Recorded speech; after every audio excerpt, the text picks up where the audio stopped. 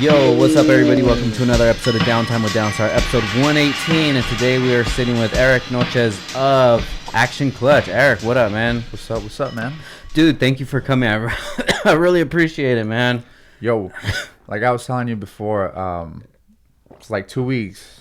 Well, even when you started this whole, downtime, I was like, damn, like he's interviewing like a bunch of people that I do business with or that I know as well.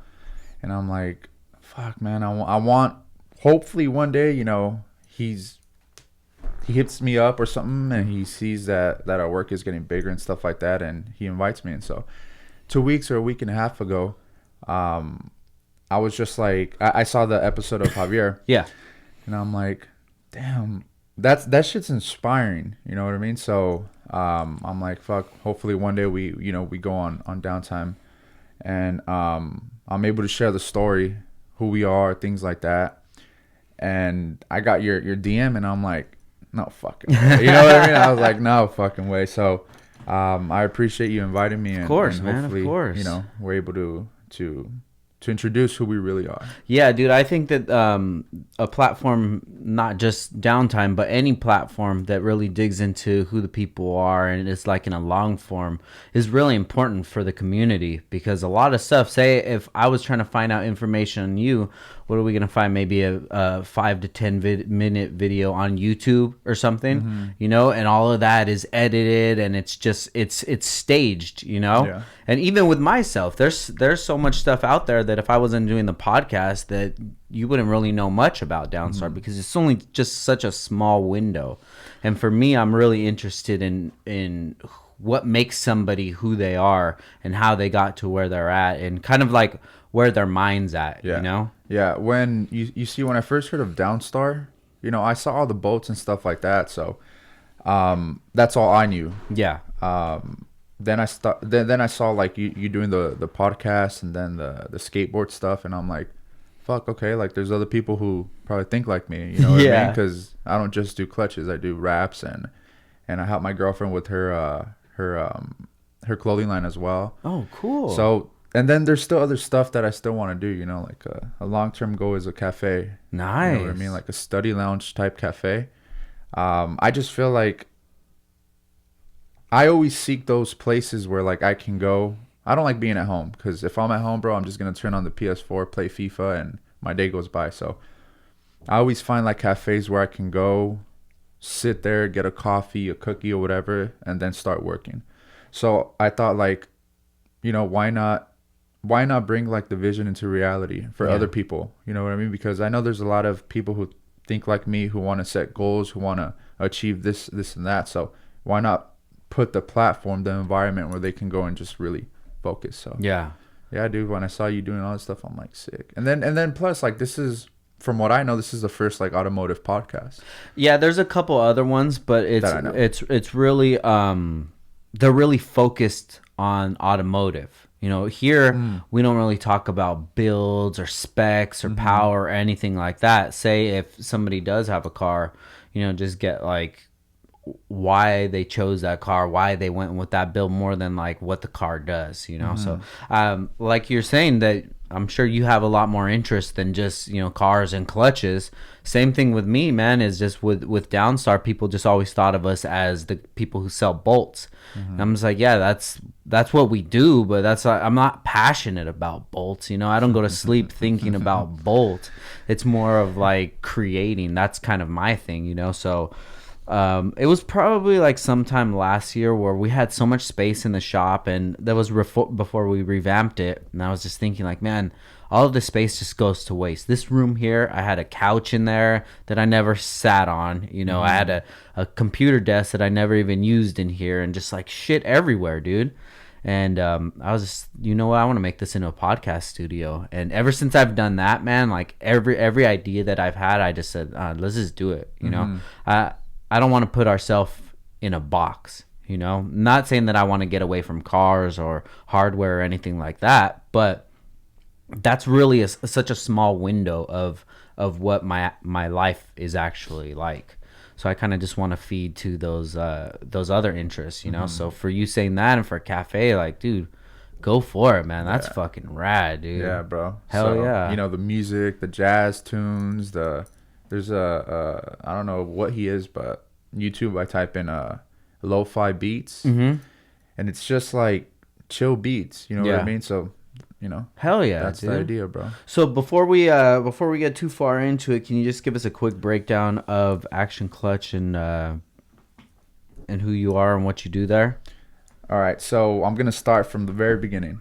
So Action Clutch was and is LA's first clutch shop ever. It opened up in 1962. Oh wow! Gary Bart was the founder. He opened it up in 1956, but he didn't get the shop in East LA until 1962. So, you know, he was a World War II veteran.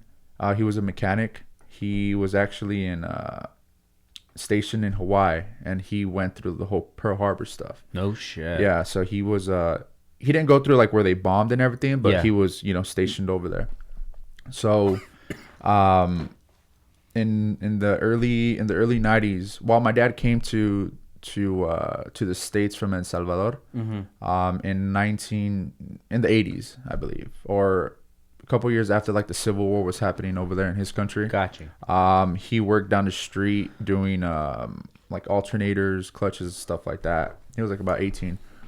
A couple years later, he was walking down Whittier Boulevard, and he found Action Clutch. He asked the owner for a job, and the guy was like, well, sure, you know, let me see what you can do. So he started working there, and he was building clutches. He was doing dual diaphragms. This was all in the 90s, right? A lot of rebuilds, though. A lot of rebuilds. The owner passed away in 2001. Okay. Or 2000, or maybe like 1999, around those years. So your dad had already been there? Yeah, he had already been there. Since the 80s? Since the 90s. Since the 90s, yeah, okay. Since the 90s. So, but like the one who was running the show, like as the dad was getting older, was his daughter, Karen. Okay. So, you know, she was the one. I see her basically what I'm doing now. So she was the one, you know, running the show, making sure everything's going good and stuff like that.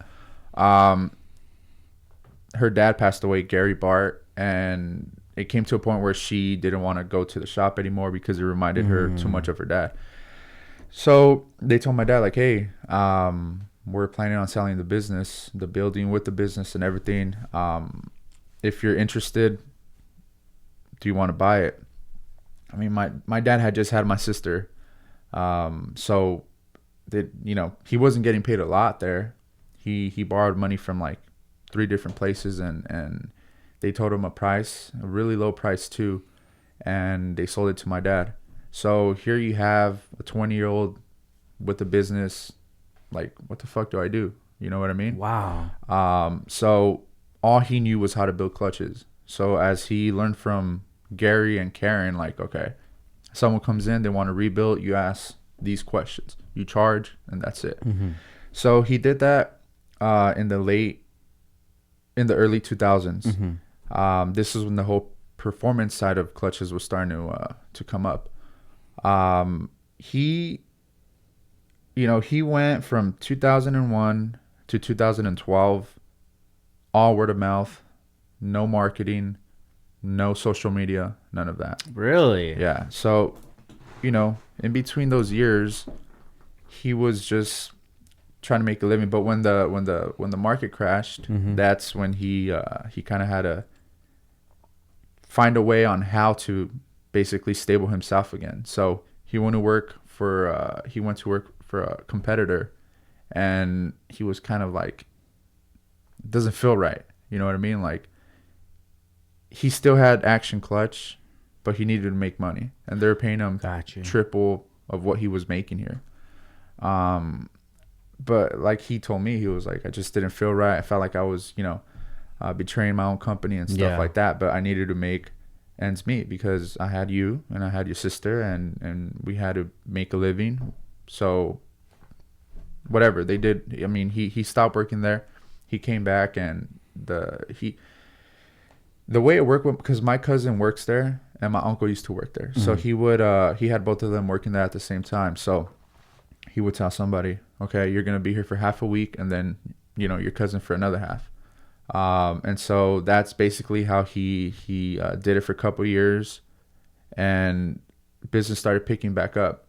So I started working with him every Saturday since 2011. Okay. So I was just going, dude. I was just doing the bitch work. You know what I mean? How old were you at that time? I was about 17. Okay. 17. So, he wasn't gonna put me to build clutches because I didn't know shit about clutches. I wasn't even interested. Yeah. I wasn't interested. I didn't like clutches. I was like, fuck, I don't want to get my hands dirty. Yeah. Fucking coming out with greasy ass hands. My fingernails with dirt and stuff. So I was like, I don't want to do this. But whatever. Like, it's helping me. $40 every Saturday. Like, hey, can't go wrong. I buy my chips during the week, my sandwiches. Yeah. I don't gotta eat the cafeteria food. Yeah. So we senior year came around, and he was like, so what are you gonna do? I'm like, well, I guess go to college, right? I applied to University of Hawaii, and I didn't get accepted because my SAT scores. Everything else was great, so I'm like, fuck. So I go to Cal State LA. I was like, whatever. I'm studying for business, but in reality, I'm just going there to see what's good, bro. Like the girls, parties and stuff like that.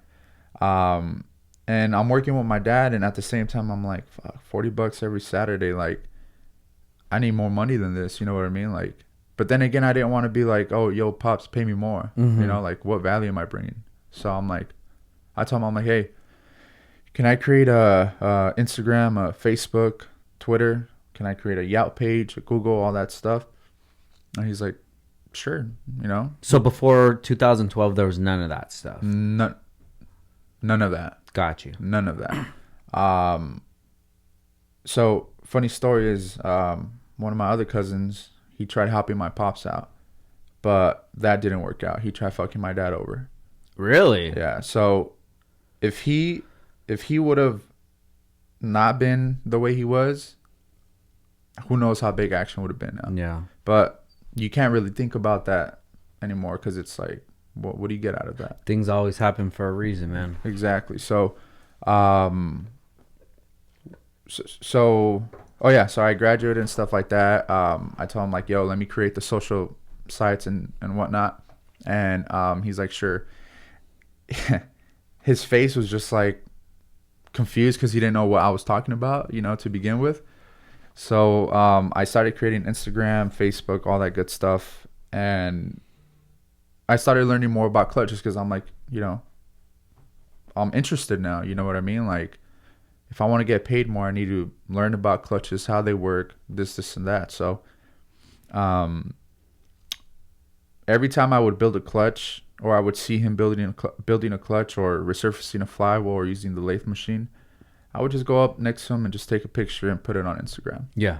That's how we just started, Nice. And then next thing you know, like, I have people from the East Coast, like, oh, Action Clutch. Yeah, you guys have Instagram.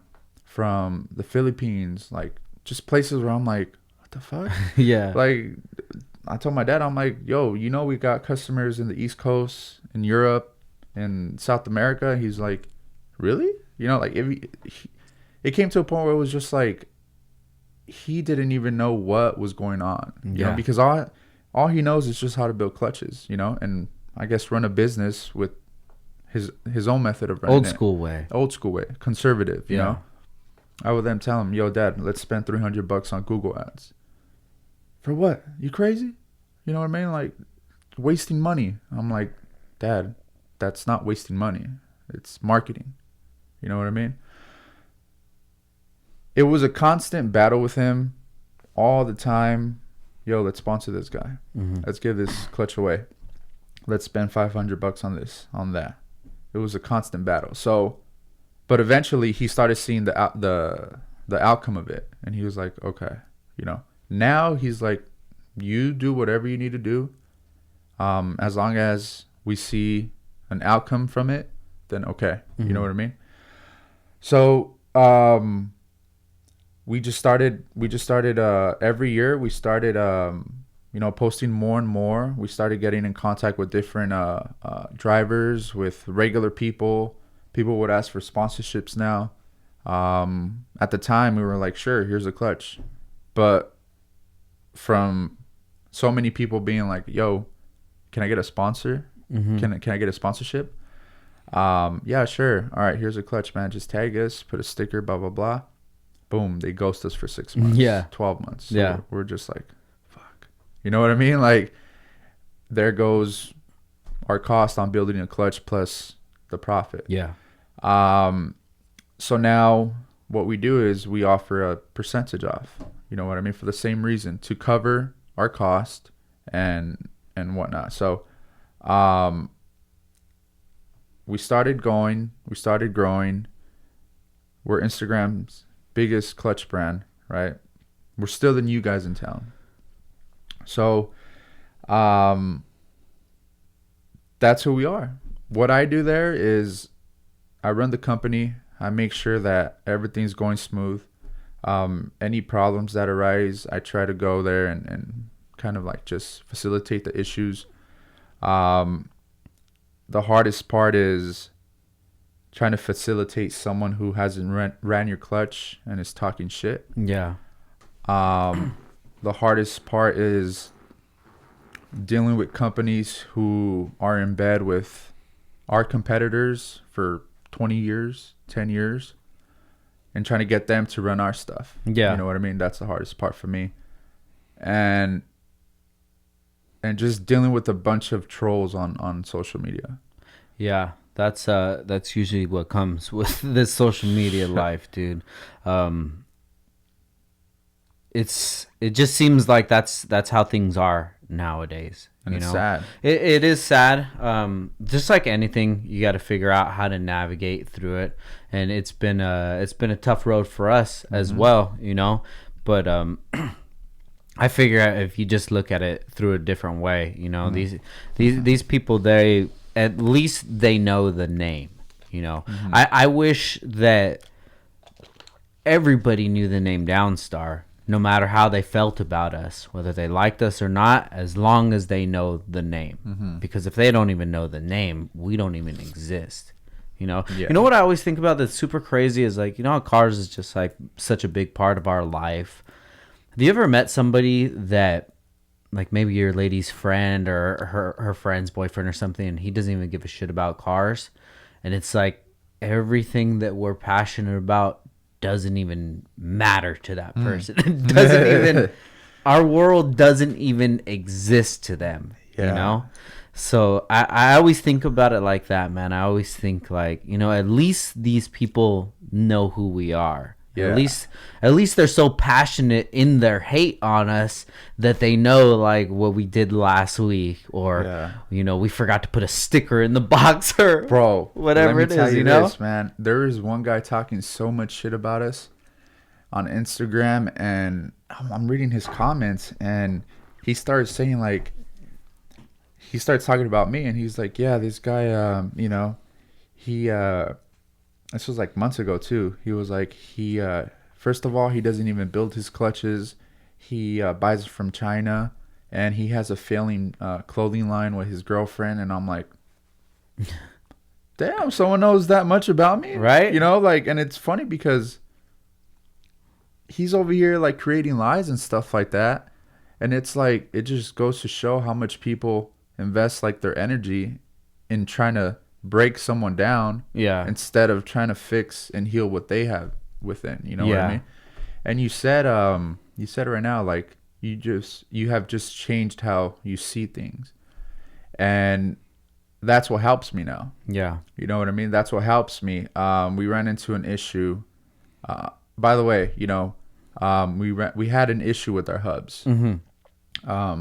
We had an issue with our hubs. They kept stripping. This was back in like 2016, 2017. And we're like breaking our heads trying to figure out like what's going on. By the way, misalignments do exist. Yeah. You know what I mean? Worn input shafts do exist. They can cause the hub being stripped for those who think that it's just a manufacturer defect. But I will confirm that we did have problems in 2016, 2017 with the hubs. We changed all that shit. Yeah. I was for months just trying to figure out what material can we use. I was just going ape shit, bro, because seeing this on social media over and over again, not having a solution, it just killed me. Like I was just like, fuck. Like I take pride in what we do. You know what I mean? So we changed the material. We started using chromoly instead of just forged steel. We started using double springs on our springs now. And knock on wood, no problems anymore. Yeah. Good, man. Now we had a problem last night with the stripped hub. And I'm like, here we go again. Turns out that clutch was just from one of those. The old one? Yeah. But you can't say anything about it because people are still going to say what they got to say. Yeah. One jumps on the bandwagon, the other one jumps on it. So it's like, whatever. But yeah, we fixed that issue. We haven't had any issues. We started marking those from the moment we changed the material. We started marking the hubs to make sure we keep record of if something does happen, we keep record. Okay. Yeah. It was from the old ones. Got you. So yeah. So let's go back to 2012 when you came into the company. Why did you think that the company needed to have a social presence? I was on Instagram, so I started seeing all these brands on Instagram. So my mind was like, okay, you're going to start working with your pops. How can you generate more money for the company? And I'm like, well, in school they didn't teach me this. Yeah. I went to college for just a month. After that, I'm like, oh, I have a business now. I don't need to go to college. You know what I mean? Yeah. So 2 months into the business, I'm like, all right, what the fuck do I do? You know what I mean? Like, what do I do? I don't know what to do. Mm-hmm. So I just go on Google and I'm like, how to grow a business? What is marketing? How to turn a family-owned business into a bigger business? Just all these questions, mm-hmm. And I would just do my own research. I would start reading up.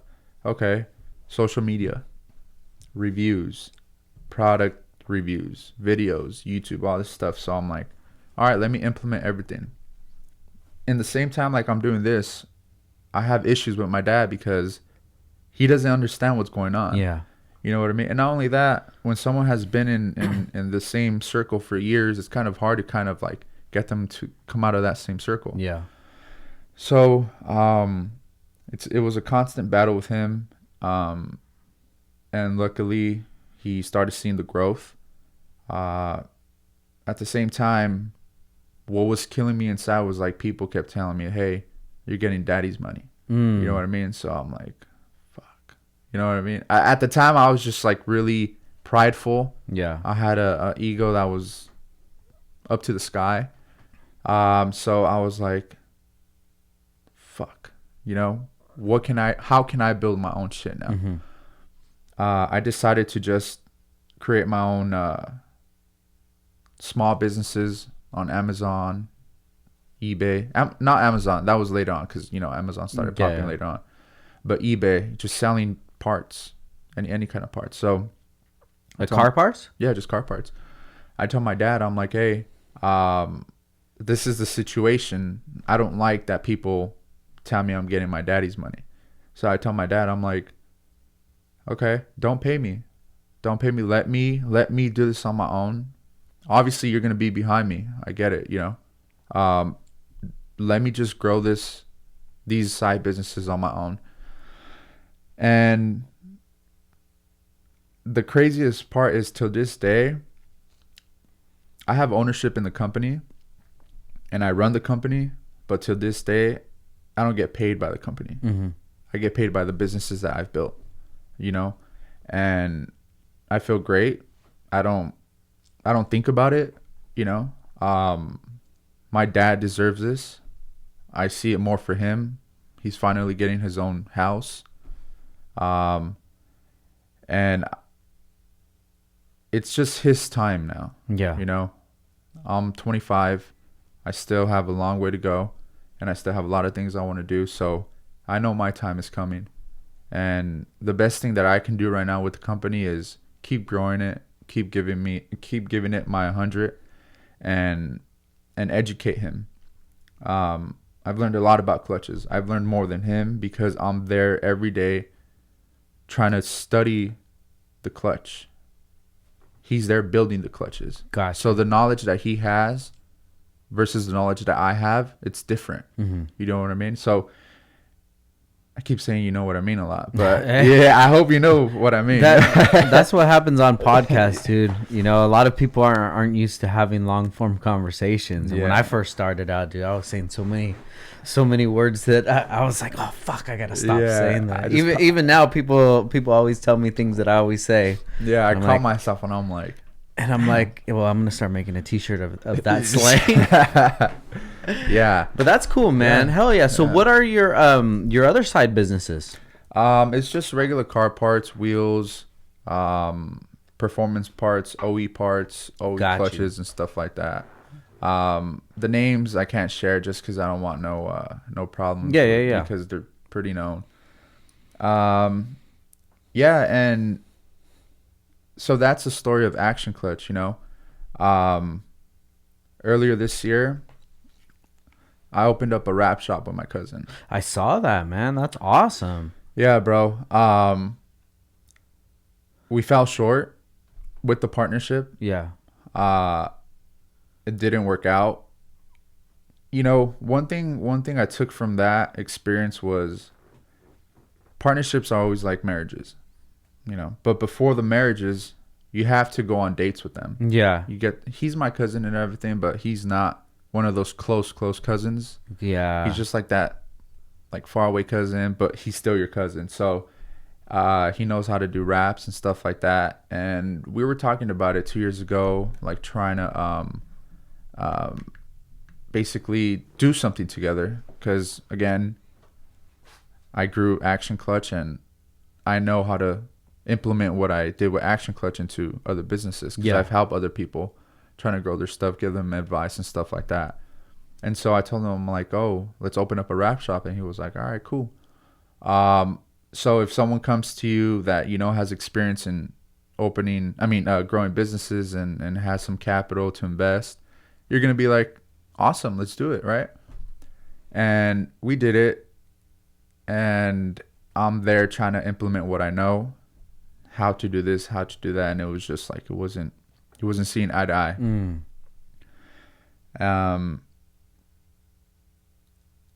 He knew that he needed to do most of the labor, right? I still had Action Clutch. That's always going to be my main thing is growing Action Clutch and, you know, being dedicated to it. So I would go there for 3 hours and then I would come to the wrap shop for the rest of the day. Sometimes it was like more hours at Action Clutch and then the wrap shop. So it just came to a point where we just didn't see eye to eye anymore. And, you know, I didn't like the attitude, the energy. My main thing is the energy. Yeah. You know, I want to be in a work environment where when I walk into the door, I'm like, let's fucking kill it today. Not like, fuck. Yeah. Got to be around this guy or something right now. You know, so yeah. It didn't work out. We parted ways. I kept the company and the building. And now I'm left like, fuck, what I do? You know what I mean? I don't know how to fucking rap like the way he does. So when did that happen? This happened like 2 months ago. Oh, shit. But throughout the time, like I would ask for help and basically teach me how to rap. Yeah. You have people who know how to teach. You have people who don't. But at least teach me the basics.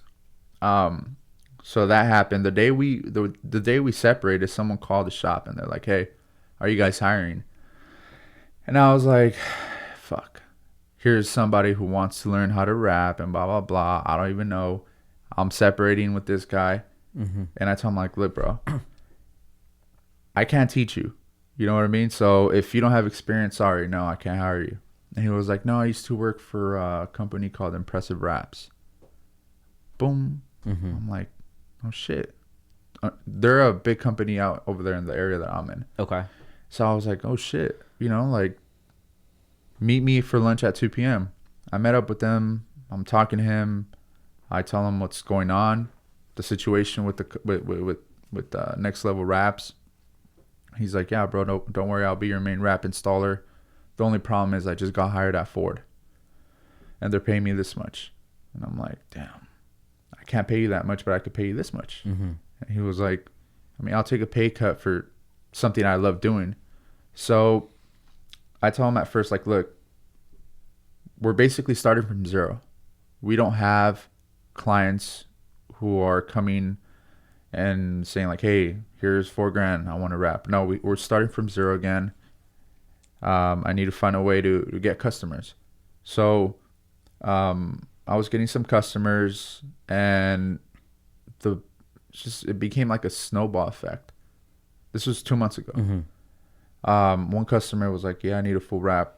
I'm like, yo, Danny, can you come after work? He's like, sure. So he would come after like 4:30 all the way to 10.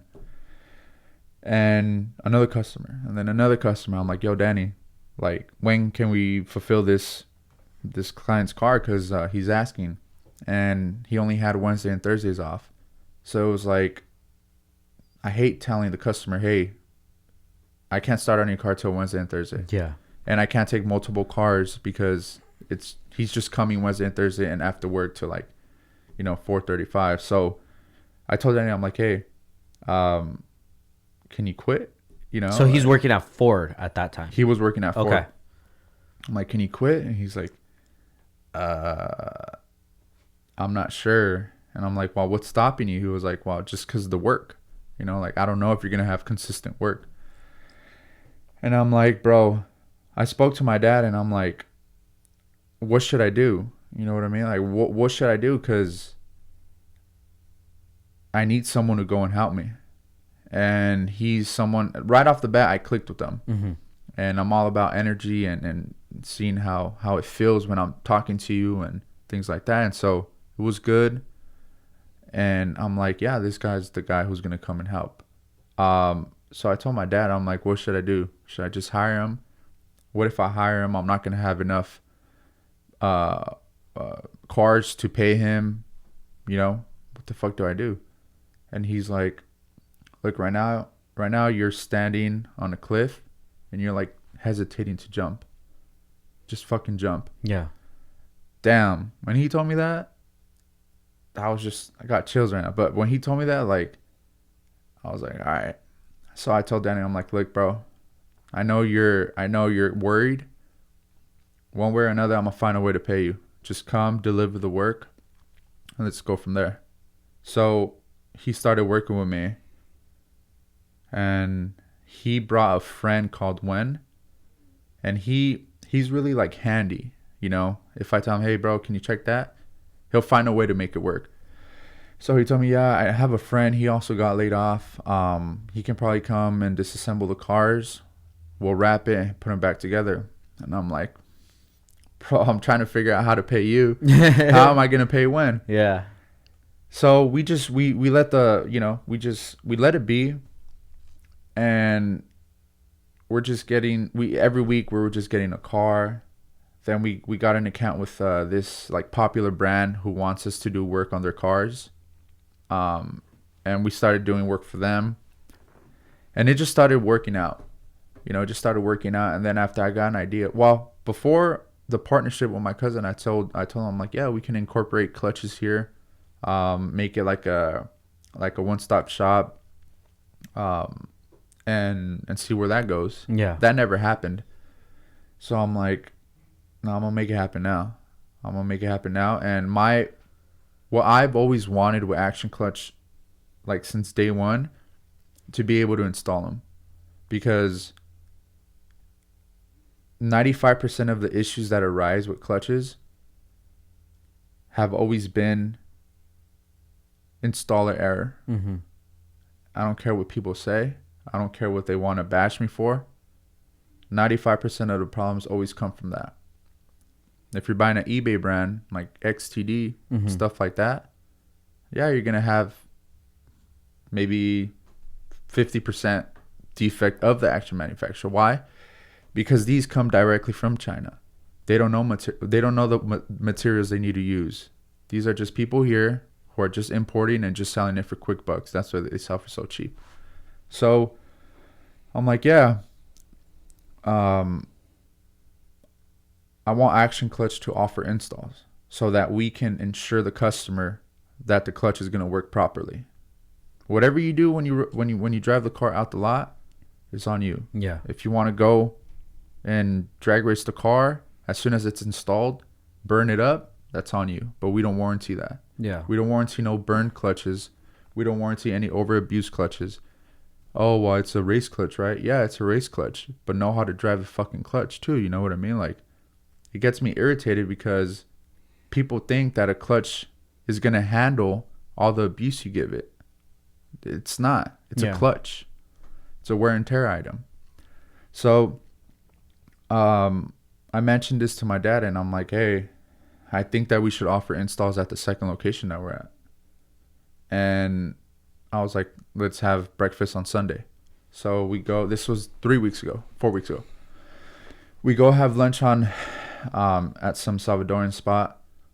And I'm talking to him, and I'm telling him, hey, why don't we make the wrap shop where I'm at into a second retail location for Action Clutch? That way we can cater to people in the east side. At first he was like, well, what about people, you're going to take business away from the East LA shop? And I'm like, no, don't see it like that. It's expansion. Yeah. You know what I mean? What about those people in the east side find a clutch shop closer to them, but they see, oh, Action Clutch is actually closer in the east coast, in the east side. So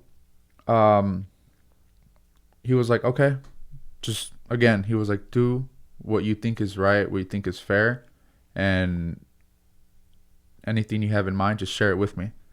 So I was like, okay, that's fine. So we got our first clutch job 4 weeks ago, a Prelude. We got that done. The customer was happy. Out. The second week, a G37. Yeah. Last week, we did a twin disc for Evo 9.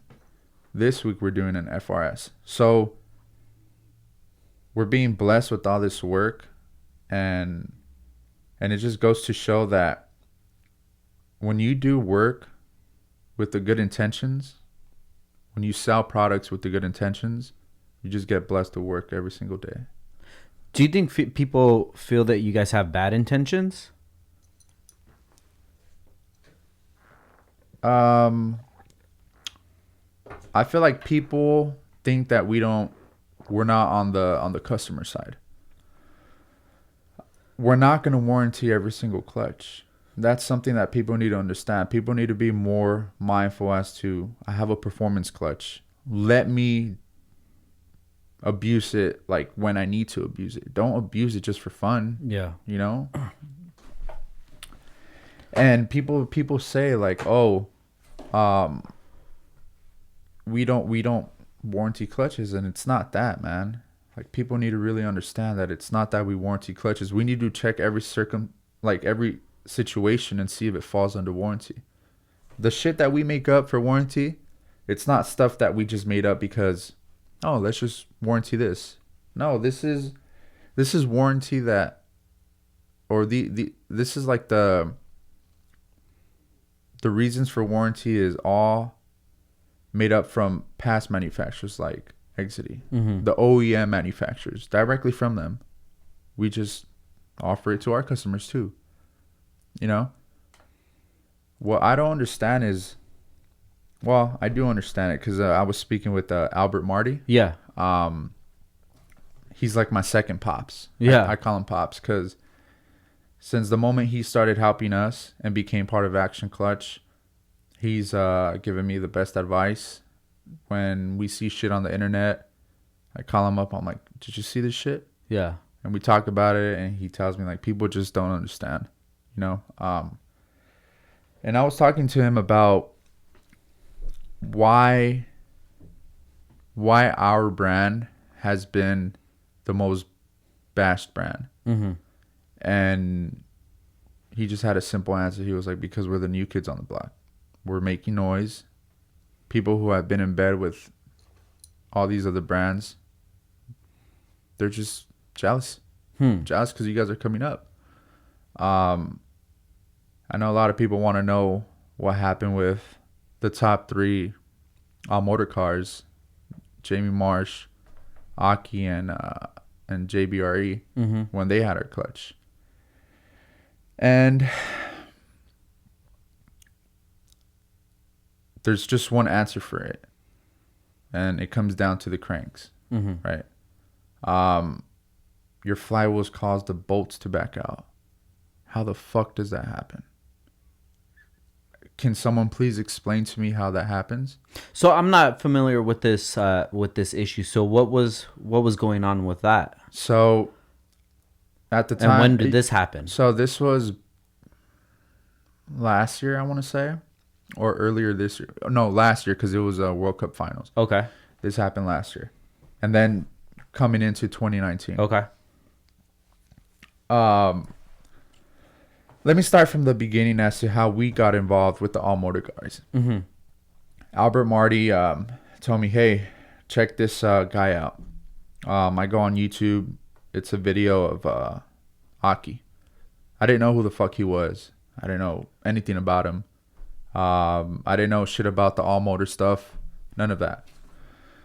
So I'm watching a video, and he's like, oh, this was like when he first made a comeback, I guess. Yeah. And he was like, oh, you know, for the clutch, thanks to Action Clutch. And I'm like, who the fuck is this guy? How come I don't know about this? Yeah. Because I didn't know shit. I didn't know that we were gonna sponsor him or work with him.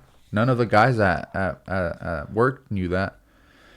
So I'm like, Albert, who's this? And he's like, oh, this is Aki. You know, he's been in the game for a while. He drag races and just all this shit. So I'm like, he told me it's a good candidate for our company. And this was kind of like,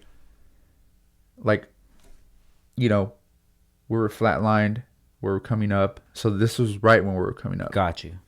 So he was like, this is a good candidate. Like, I think it's going to be a good fit for the company. So had Albert and him already made a connection? Yes. Okay, gotcha. Yeah, so I'm guessing Albert and him talked about it.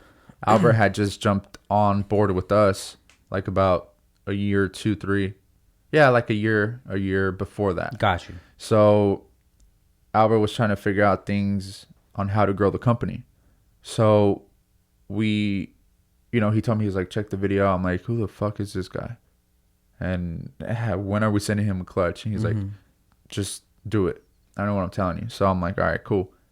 We send him a clutch. We start working with him. We get introduced to Jamie Marsh. They both fly out to our shop. We're talking about everything, and I never knew Jamie Marsh was involved in. His name was familiar, but from what I know, I first heard of his name in the Sentra community. And I guess he had gone into the Honda stuff now. So at the time, I'm like, yo, what's up? You know, I'm Erik from Action. Aki and Marsh were there. We're talking what we want, what they want. And we had tacos, and it was a good meeting. So this was probably about 3 years ago? This was about a year and a half ago. Okay. Yeah. This was like literally just the beginning of them building the all motor cars, I believe. Got you. So, you know, I didn't see the big influence that both of them had. And this was at the same time that we started coming out with our twin disc. And Albert was like, hey, I know JBRE. We should probably sponsor them too. So I'm like, all right. The three guys that we sponsor with our twin disc, and they start using the 106 crank. They start making big power at World Cup. JBRE, they ran our clutch. The issue started happening. I forgot what event, right? But they ran into an issue where the bolts started backing out from the flywheel. Not Downstar bolts. Hell no. Those don't happen. So everybody's like, right away, everybody's like, fucking flywheel. The flywheel's a problem. And I'm like, come to my dad. I'm like, our flywheel's the fucking problem. What Like, the fuck, Dad? fuck, you know, like, find a solution, you know, like, and we're going back and forth, and we're like, what the fuck? And this was at the time where, like, both of them were, like, the top all motor guys. I know for a moment, like, it was them three, like, back to back. And I was actually at a festival, Tropicalia, fucking partying and shit. And I get a text from Albert, and he was like, congratulations, like, we have our clutch in the fastest all motor cars in the world. Sick. And I'm like, fuck yeah, you know. And it was 3 of them. And then after they kept, you know, the time went by, and I started with JBRE. The flywheel came off, so we're like, fuck. So all the bolts fell off? No, they're getting loose. Got you. Okay. And we just, whatever. He replaced the clutch, and we left it at that. No bad blood. He went with whoever he went. So you're talking about the bolts that bolt the clutch to the flywheel, like the 8 bolts or whatever around it? On the crank. The crank. Okay, got you. That bolt to the crank. Got you. Okay, so those were coming apart. Okay. Those were getting loose. Okay. And then after you know, it happened with Marsh. And I guess what bothered me was that I was getting any responses back. You know, I wanted to find a solution for this stuff, not ignore the problem. Let me go to a different brand. So, excuse me. I'm talking with Aki, and I'm like, "Yo, you're my only fucking hope right now. Like, help me figure this shit out." Albert was involved with this too, so we're talking. We're like, "Help me figure this shit out, man. Like, we sponsor you guys. You guys are supposed to tell us what's going on, not just give us the cold shoulder and, well, fuck it. It didn't work." So we're going back and forth, and I'm like, you know what? Fuck this. Hey, Luke, there's a problem with the cranks. Can you lend a hand? Can you find out what's going on? Can we work together to fix this? Luke from 4-piston. 4-piston, Luke, got you. And he's like, and I asked him, like, what brand is the crank? And he's like, oh, it's a Winberg. I'm like, fuck this. Send an email to Winberg. And I have the email on my phone. And he's like, oh, and I hit the guy from Winberg up, and I'm like, hey, we're having a problem with this crank. Our flywheel bolts or whatever, they're coming apart. They're getting loose. And I want to read the email word for word. Yeah. So just to give everybody a timeline while you find this email, this happened late last year around World Cup, earlier this year. Yeah, so World Cup happened.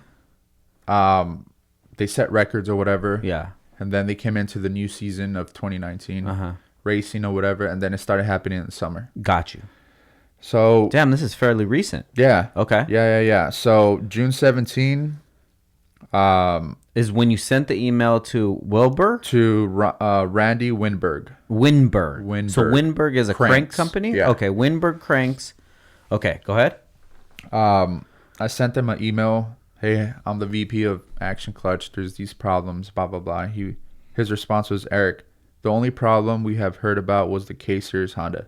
Is that the case? Glad to work with you to resolve it, Randy. And I'm like, thanks for the response. Yes, the Honda K-Series. So when he sent me this email, he said, Erik, we have found the stock Honda flywheel bolt is about 2 to 3 threads too long. Increased torque on the bolts wasn't helping because bolts were bottomed out. Oh, shit. The solution is to run shorter bolts by 2 to 3 threads.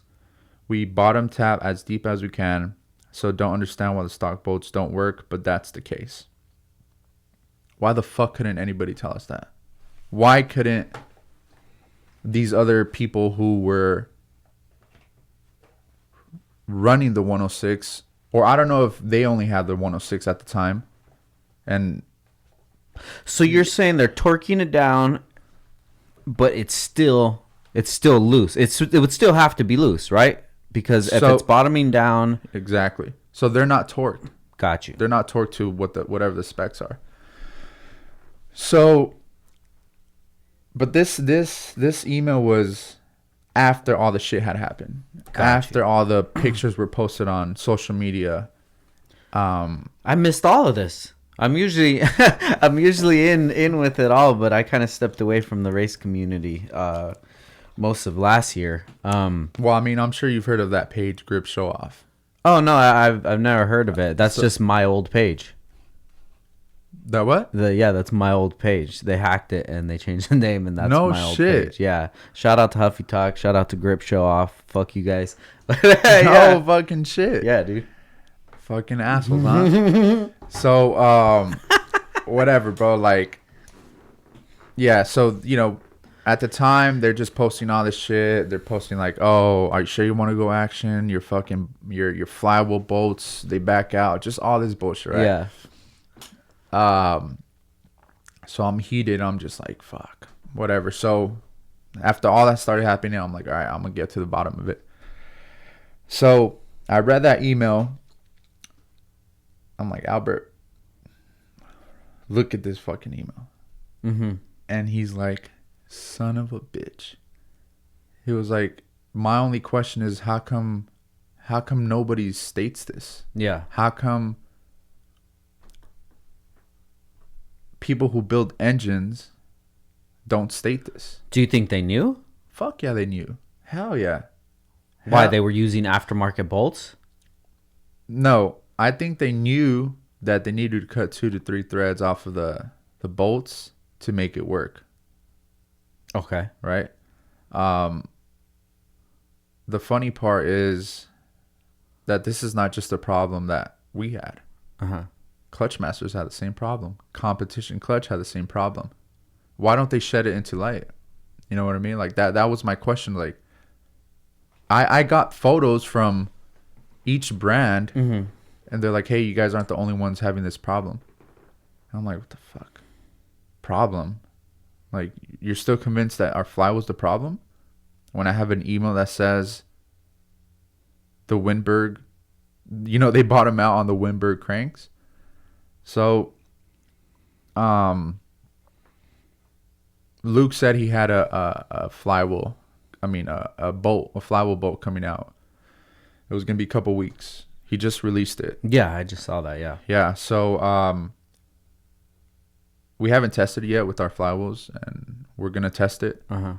We have a couple cars that we're sending some units to with those flywheels that are gonna test it. My only problem is the cost, So, if people want to insure the flywheel, they have to pay, But then again, we come back to the problem, and it's like, it's not just the flywheel. It's not just the flywheel bolt issue. It's not just the crank issue. Mm-hmm. Are you guys balancing our clutches along with the crank, with the engine or whatever? Mm-hmm. 99% of people don't do that. They use the ATI dampeners or whatever. But what about the people that don't use the dampeners? Are you balancing the clutch with the engine? Harmonics has a lot to do with it as well. That's the reason why. It could be a bunch of harmonics. It could be unbalanced crank. There's different factors to that. And my thing was like, how come you guys never, or just anybody in general, how come you guys never mention any of this? How come in the automotive community there's more hate and bash than, oh, you know what? Yo, guys, this might be the problem. Try cutting the bolt shorter. Mm-hmm. Why the fuck not? Like, what's bad about that? You know, like why don't people help each other out instead? Do you think that they didn't realize it, the guys that were having this issue? Who, like the 3 guys that we... Mm-hmm. Yeah, I don't think they knew that was a problem. Mm-hmm. You know, like, you're a racer, you're an engine builder. All you care about is just racing. Yeah. You know, they don't... I don't... There's very few people who actually know, like, the physics behind a clutch, you know, down to the core. But yeah, I don't think they realized that was the issue until Aki was like, dude, it's a crank problem. You know, like the bolts are just too long for this crank. And I was going back and forth with him over and over again, and he was just like, Erik, look, stop your shit. Like it's the bolt with the crank issue. Like your twin disc doesn't have a problem. So Aki's the one that told you that the bolt was long, not the crank company? No, the crank. Well, at the same time, Aki was saying the same thing. Like, you know, he was trying to figure out, because he was testing the OEM bolts and another bolt on that crank. So I think it was around the same time. Aki told me first, but it was around the same time that Winberg then like confirmed it. Let's say. Got you. So okay, go ahead. No, go on. So what's the relationship like with those 3 guys as of now? I mean, Marsh, from the moment we sponsored him, it's hard to get a hold of him and see where he's at, what he's up to, stuff like that. So I did find out he went with another brand, and it's none of the popular brands. It's just someone who's trying to start their own shit. Got you. And then JBRE, we keep a mutual relationship. The plans in 2020 is to see if we can build something to his expectations. Mm-hmm. We have a twin disc out, but we are working on making a better twin disc. Yeah, better twin disc. Got you. And and with Aki, I mean, we work with him still. I mean, he I know we got a lot of backlash with the whole situation that happened with him with the time slip. So that's something that we're still looking into and seeing if it gets resolved soon. What issue? Some bullshit about his time. I don't know how to read a time slip. You know, I'm not into like engine building. I'm not into drag racing like hardcore like that, you know. So I guess the time slip wasn't matching the numbers. I don't fucking know, something like that. So we were getting emails and messages like just talking shit, and we're like, what the fuck? About you guys? Yeah, about us, you know. Like, why would that be? People just, I feel like ever since we started like sponsoring Aki, we've been labeled as like, oh, you guys support XYZ, right? Mm-hmm. And it's kind of interesting because when AEM was sponsoring them, when Sands or I don't know how to pronounce their company name, the rods, Sands, yeah. Sands, FCS, 4-piston, mm-hmm. You know, what about them? Why don't people? I don't want them to talk shit about them, of course, but why the fuck are we getting so much backlash? That's my question, is why? Yeah. Well, we're not doing anything bad. We're not ripping people off. We're not fucking people over. So why do we get most of the backlash? Yeah. That's an honest question that I have from people. You know? Oh, because you sponsor Aki. Oh, you sponsor this guy. Oh, okay, what about all them other multi-million-dollar companies that sponsor them? Oh, because you know they won't fucking reply to you, right? You know they won't reply to your comments. We do. Dude, the way we manage our company and we take our company is we build a relationship with every single customer. You comment on one of our pictures, we'll reply. You know, a problem comes up, we'll reply. Do you think that that's the issue? Is that they know when they poke that you're going to say something? Yeah. Yeah. And Albert has told me multiple times, like, lay off fucking social media, bro. And I'm like, yeah, you're right. You know,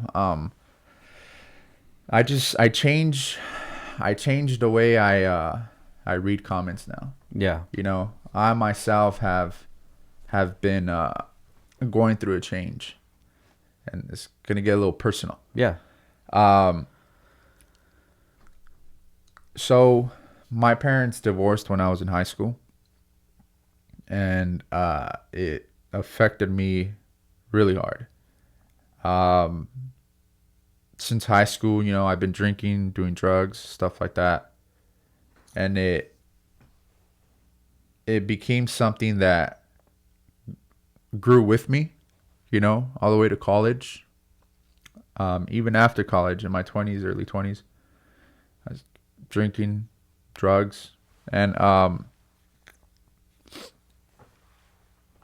I met my girlfriend in 2017. So we got together, and she obviously wants a guy who is out of drugs, things like that. So it took me like 2 years and a half to kind of like realize this shit. But throughout this whole time, throughout my whole late teens, early 20s, I always wanted to change. I wanted to heal. I wanted to be a better person, things of that sort.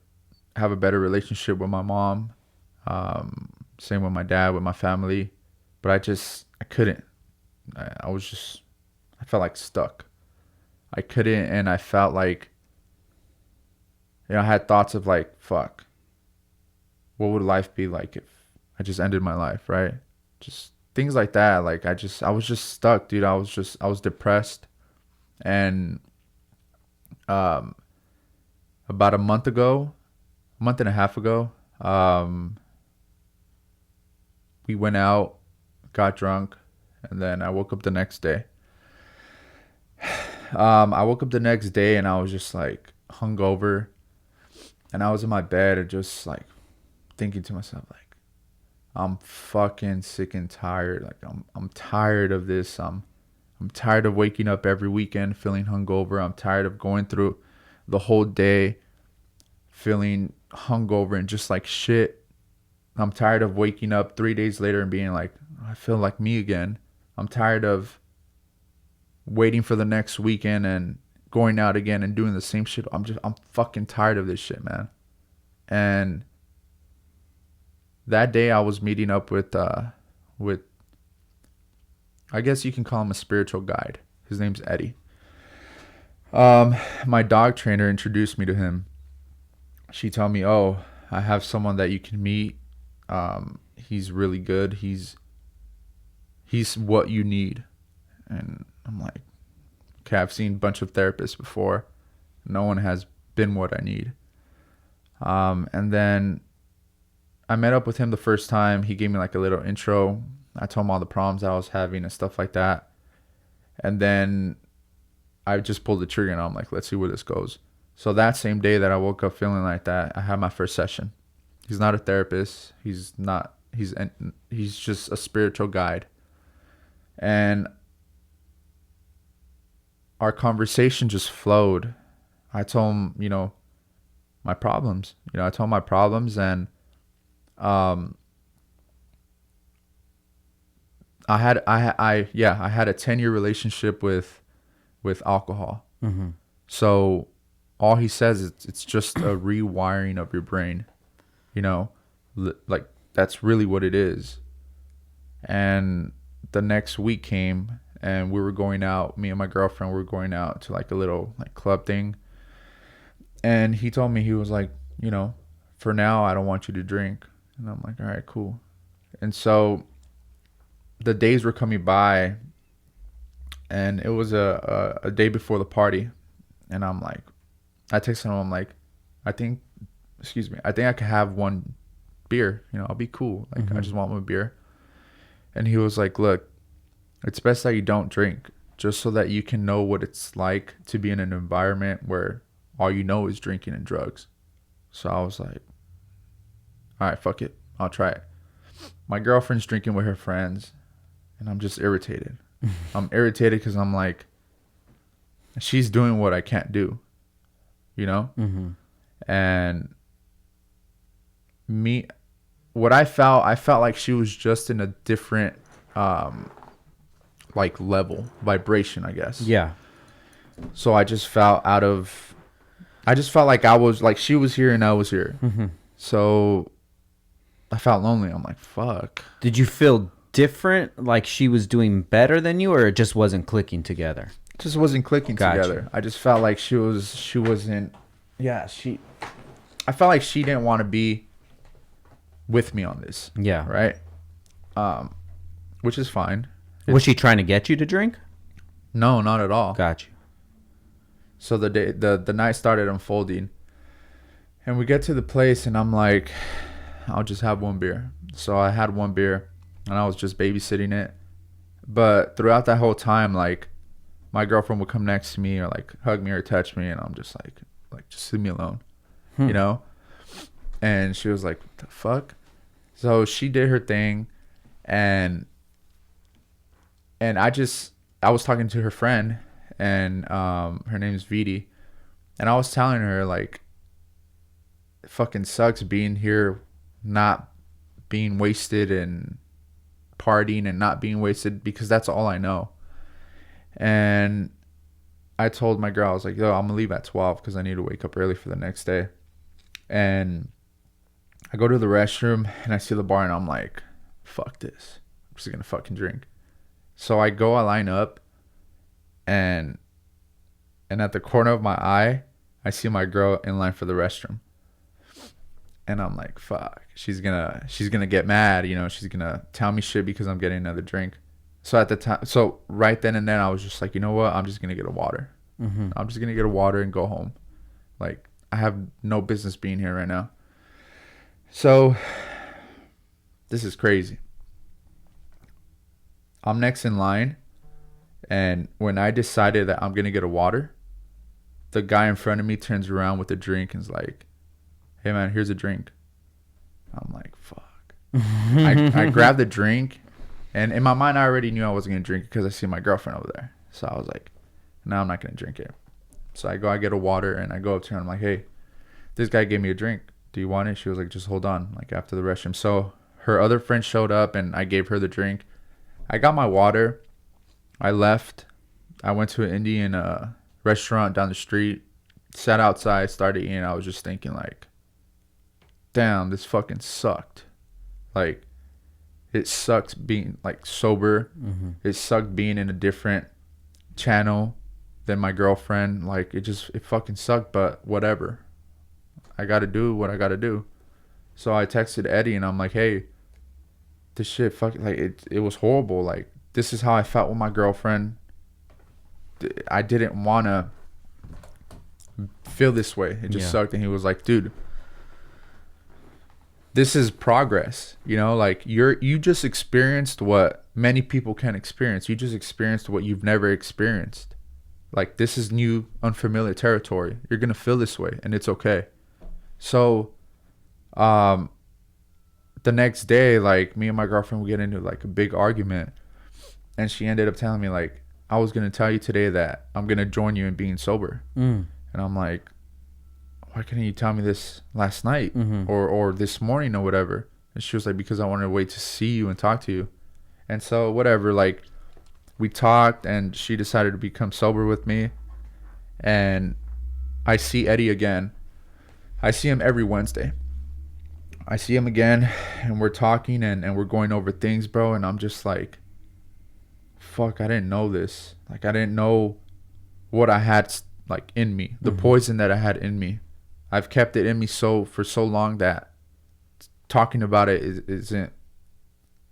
I mean, talking about it is the best thing to do, but I never wanted to talk about it because I never wanted to feel weak. I didn't want to feel like I'm putting my guard down, you know.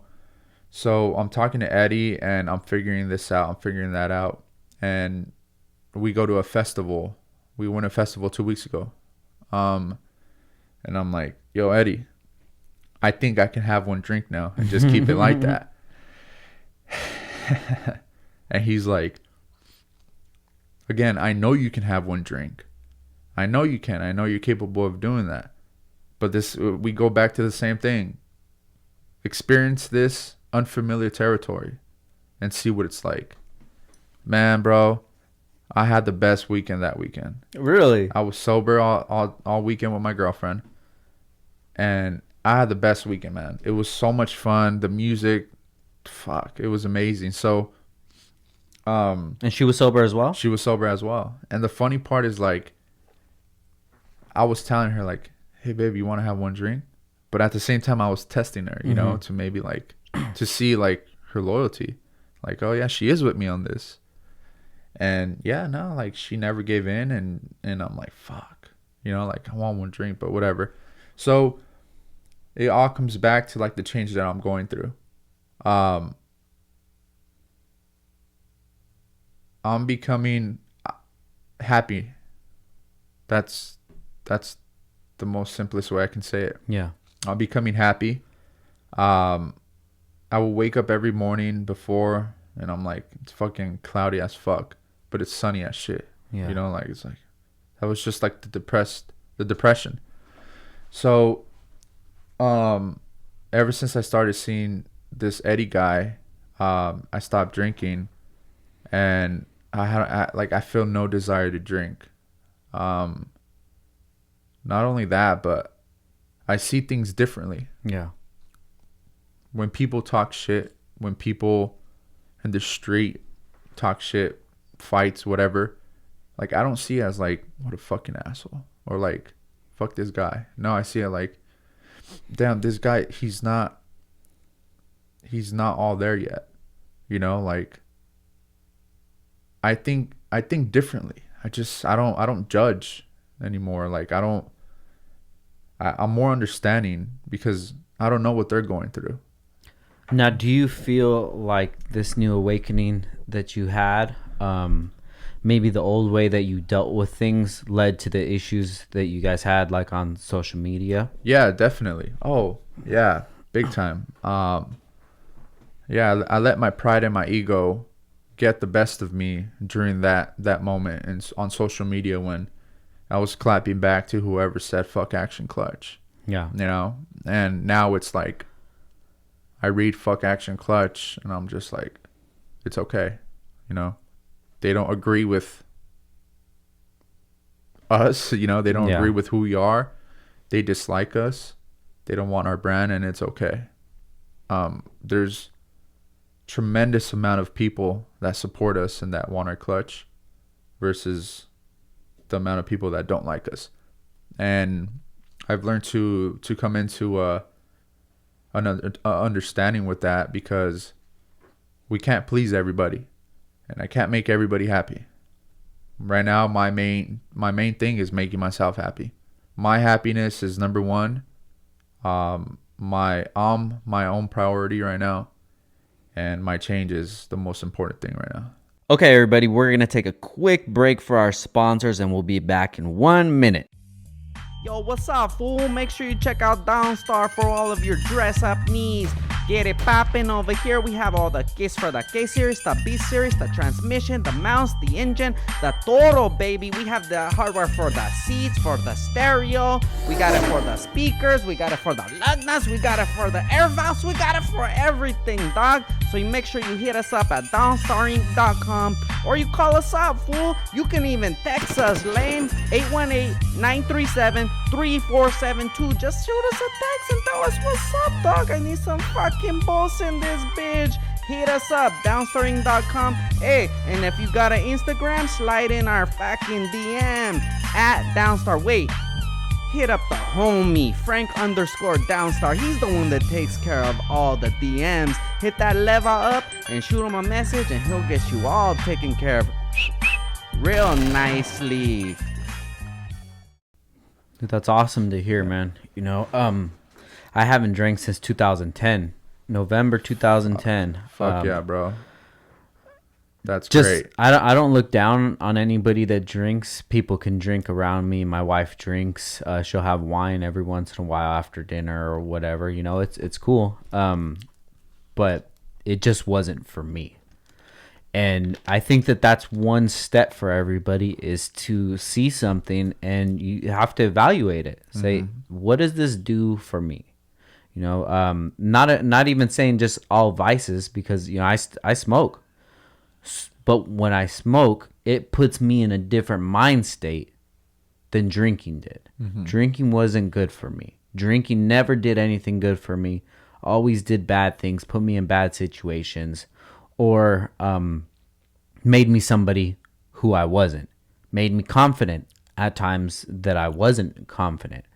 You know, so it wasn't that hard for me to give up drinking. But it's just like, for you to understand that it wasn't doing good for you and you to make that change, like, dude, that's really commendable, bro. And I wish you the best on your journey. That. Definitely, man, because I know it's got to be hard, you know? And all of those, whatever happened that put you into that state that you needed to put Band-Aids on it for drinking or doing drugs or whatever, now you're in a vulnerable spot. You're left in the open and you have to deal with whatever issues that you were covering up. Have you come to a realization what that issue was? Was it a time, or was it actually something that you're able to pinpoint? Yeah.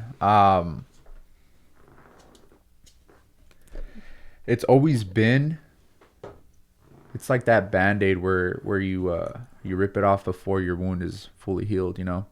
And it's been the issue with my parents' divorce.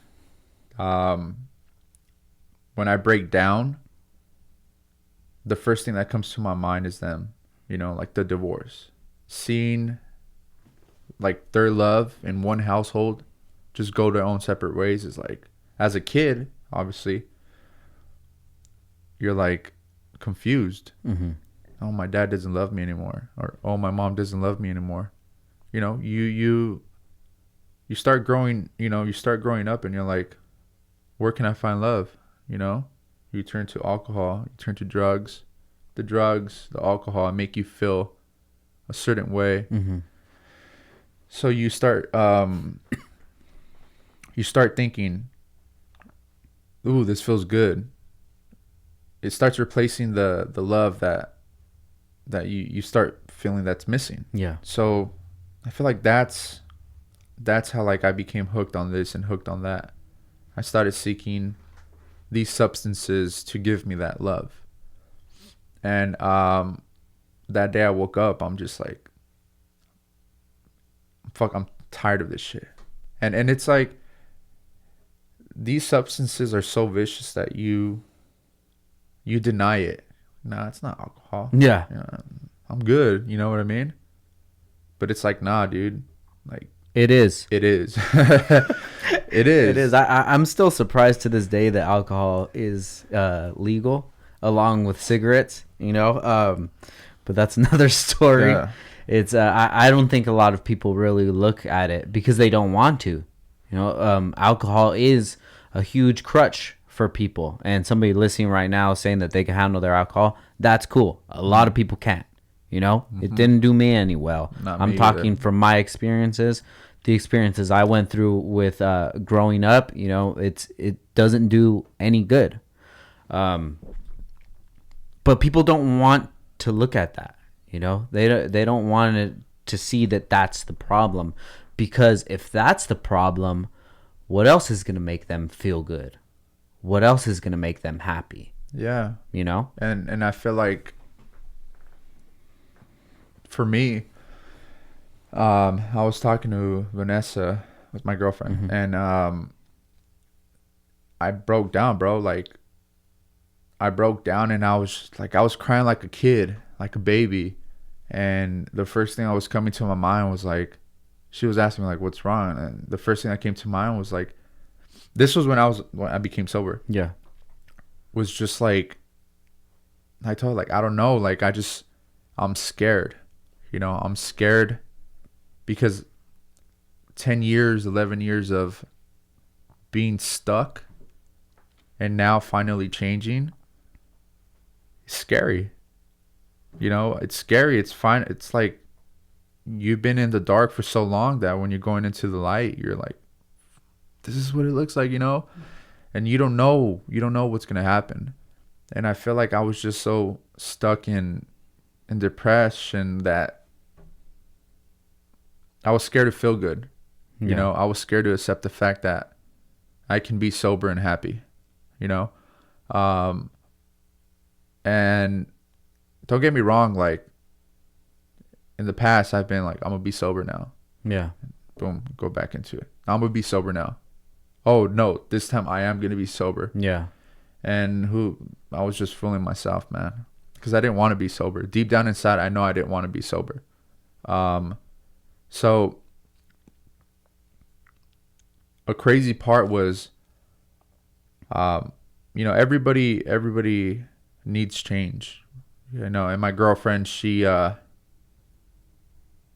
knows that she also wants to heal from whatever it is that she needs healing from. And the moment that I knew this shit is real, dude, was we were coming home from her cousin's house. And well, before that, when we were talking that she was going to be sober with me, she had told me, because I told her, I'm like, why? Like, why do you want to be sober with me? Like, this is my shit. Yeah. It's not your shit. And her response was, because this time I can see that you're for real. And I'm like, I shared that with Eddie, and he was just like, wow. For your girl to see that this time you're for real, she can feel the energy that you're for real, you know? And what kind of like made me admire her even more was that when we left her cousin's house, out of nowhere, bro, she told me like, hey, what's Eddie's number? I think it's important to invest in yourself. And I was like, wow. Is she seeing something in me that's kind of like making her realize, like, I guess we all can be better people. Yeah. So she started seeing him, and dude, since she started seeing him and I'm seeing him, before I used to react easily. Same thing with her. She used to be like right away, like, like fucking response for any little thing. Yeah. And I was like, fuck, this woman can't just stay quiet for once, Yeah. And it really irritated me. And if it's one thing that irritates me is the way you talk to me sometimes, And she was trying to figure out like why she's always snappy. And she's obviously trying to find out. She found out, So now when she talks to me, I can see the change in how she talks to me now. And it's just like, fuck, dude, it's all understanding ourselves. Like, why am I doing this? Why am I doing that? The answer is all in you. Yeah. The answer is all in you. It's not him. It's not her. No, it's you. And I feel like with me, that was my problem. Nah, this guy. Nah, her. Nah, my mom, my dad. And it's like, nah, it's me. And I don't know if you're religious or not. I don't know if you believe in God or not. But I've always said that for a moment I stopped believing in God, and then I got back into like, okay, maybe God does exist. And I started, every night I pray to God, but when I pray, like it doesn't feel genuine, dude. It doesn't feel like I got that relationship. It feels like a routine. Yeah, it just feels like, oh, let me just say a prayer. Yeah. So I was saying, like, I was telling Eddie, like, I feel like I'm going through change now and I need to create a relationship with God. And he told me, like, yeah, that makes sense, And so I told him, like, how come when I pray, I don't feel that connection? or I don't feel like I'm being genuine. Like, it just doesn't feel right. And he told me this, bro, and damn, when he told me this, my whole stomach, when you're going up a roller coaster and you go down and it's just, you get weak. When he told me this, the corners of my eyes, they started glowing. So he told me, he was like, the kingdom of God, no, or the kingdom of heaven is within us, or of God is within us. When he told me that, bro, my stomach just started feeling weak. Like, I looked at him, and then I looked to the street, and everything on the side, it was glowing. And I told him, I'm like, I don't know why, but I'm feeling weird. And my eyes just watered up. Like, they just got super watery. And that shit hit me, bro. Like, that was the weirdest feeling I've ever had. Like, I shared this with my mom like a couple days ago. We had lunch, me and my sister and her, and I told her that experience. And when I shared it with her, my eyes got watery again, and like tears started running down my face. And it's like, and she told me, she was like, that's the Holy Spirit. It's in you, and it just falls in line with what I'm going through, the change that I'm going through, Yeah. And I'm starting to feel like I'm building a relationship with God, I'm starting to feel and see signs. Let me tell you another trippy part, bro. Like, ever since I've met this guy and I'm going through the change and I want to build a relationship with God, like, things have been happening. Mm-hmm. I told my mom, she came to my wrap shop, and we have a money tree. And so I watered the money tree. And I told my mom, I'm like, shit, I forgot to water the money tree. I'm like, hopefully God blesses us with work this month. I go and I water the money tree, and I go to sit down. So the money tree is here, and my dog's food and water bowl is across the room. I go to sit down, and we hear like a clap, like that. And I turn to the water bowl, and the water's rocking back and forth. Water had fallen out. Really? As soon as I watered the money tree, I said, hopefully God blesses us with more work. The bowl of water, like, we heard that clap sound.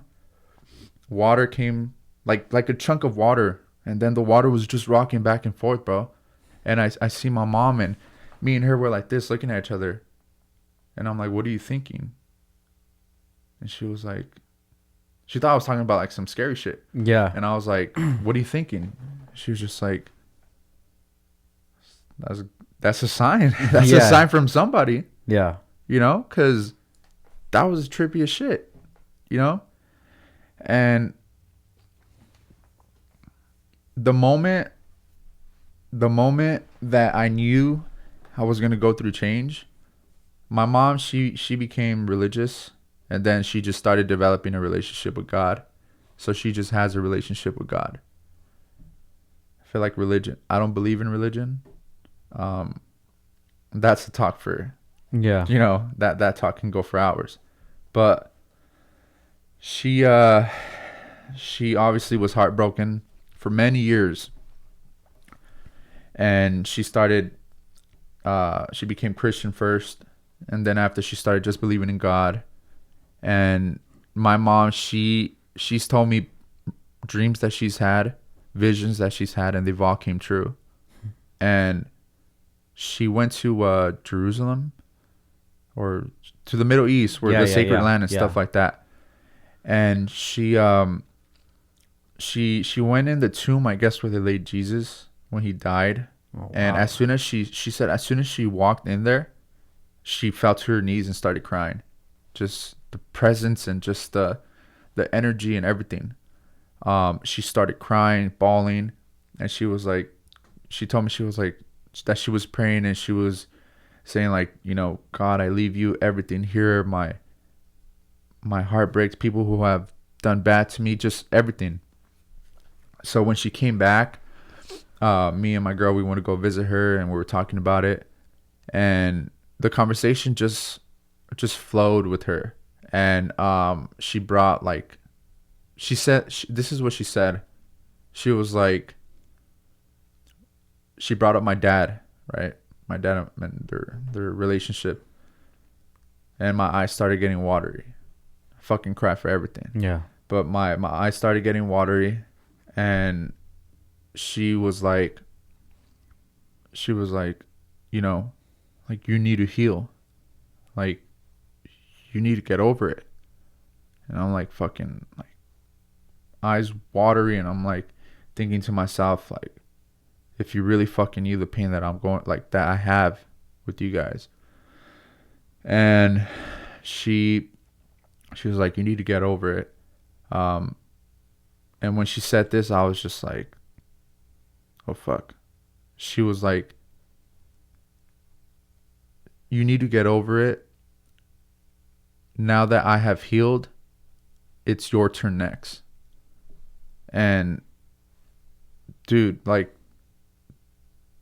when she said that, even my girlfriend was like, when your mom said that, I knew she was for real. Because she said that before in the past, but you know she was still hurting. But when she said that day, yeah, like, you just felt this presence of something. Like, you knew she wasn't fucking lying. So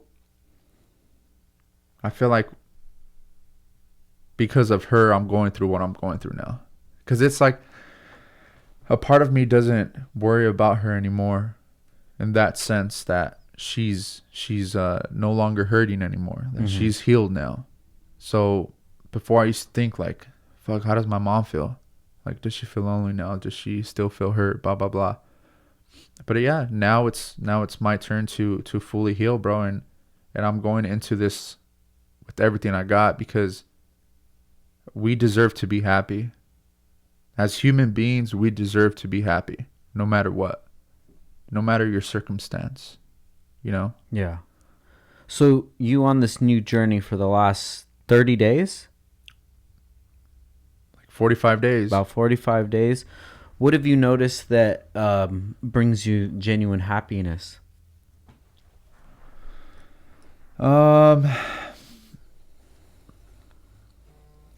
My dogs bring me genuine happiness for sure. My family and my girlfriend. And then my work. I love what I do, so I feel like my work has always been a part of why I keep doing what I do every day. Yeah, we run into slumps here and there and problems, but it doesn't keep me away from wanting to better a product or wanting to make more efficient ways of getting this wrap done faster. Yeah. But honestly, bro, like, what I've noticed, being present has really made me happy. I've had a problem with like being so stuck in the past, or like being anxious about the future. Fuck, how are we gonna do this, or how are we gonna do that? But ever since I've worked on being present, I don't think about all that stuff anymore. I just think about right now, what's going on right now. You know, who am I talking to right now? The situation, the environment, the stickers on the wall, painting. You know, like, I look at all this stuff and I'm like, okay, I'm present. I'm here now. Yeah. And ever since all that started happening, I've tried figuring out how I can relay a message onto other people and say, like, it's okay to be in the position that you're at now, because at the end of the day, you have life. And most people, they don't have life anymore, and when it's too late, I don't know what happens after life. So I just think about right now what I can do better, how I can give advice to people, and go from there. Damn, that's deep, bro. Yeah, man. Dude, I appreciate you sharing that, man. I know it takes a lot to get that deep, you know? Yeah. I really feel like it helps paint a picture of not only you as a person, but as Action Clutch as well. Yeah. You know? Do you feel like that was a representation of the things that you were dealing with personally, the issues that you guys went through? And like, do you look at the problems that you had and think about ways that you would do them differently now, whether it was with somebody that you sponsored or a problem with the product or things like that? You know, when I start thinking about the problems that we had and issues that we have with Action Clutch, Yeah. product wise, I feel like it's just you see people in the industry of clutches, brands, other brands, they help each other. You know, some brands sell certain flywheels to other brands. Some brands sell components to another brand. They all work together? They all work together. Got you. With my dad, no one ever helped him.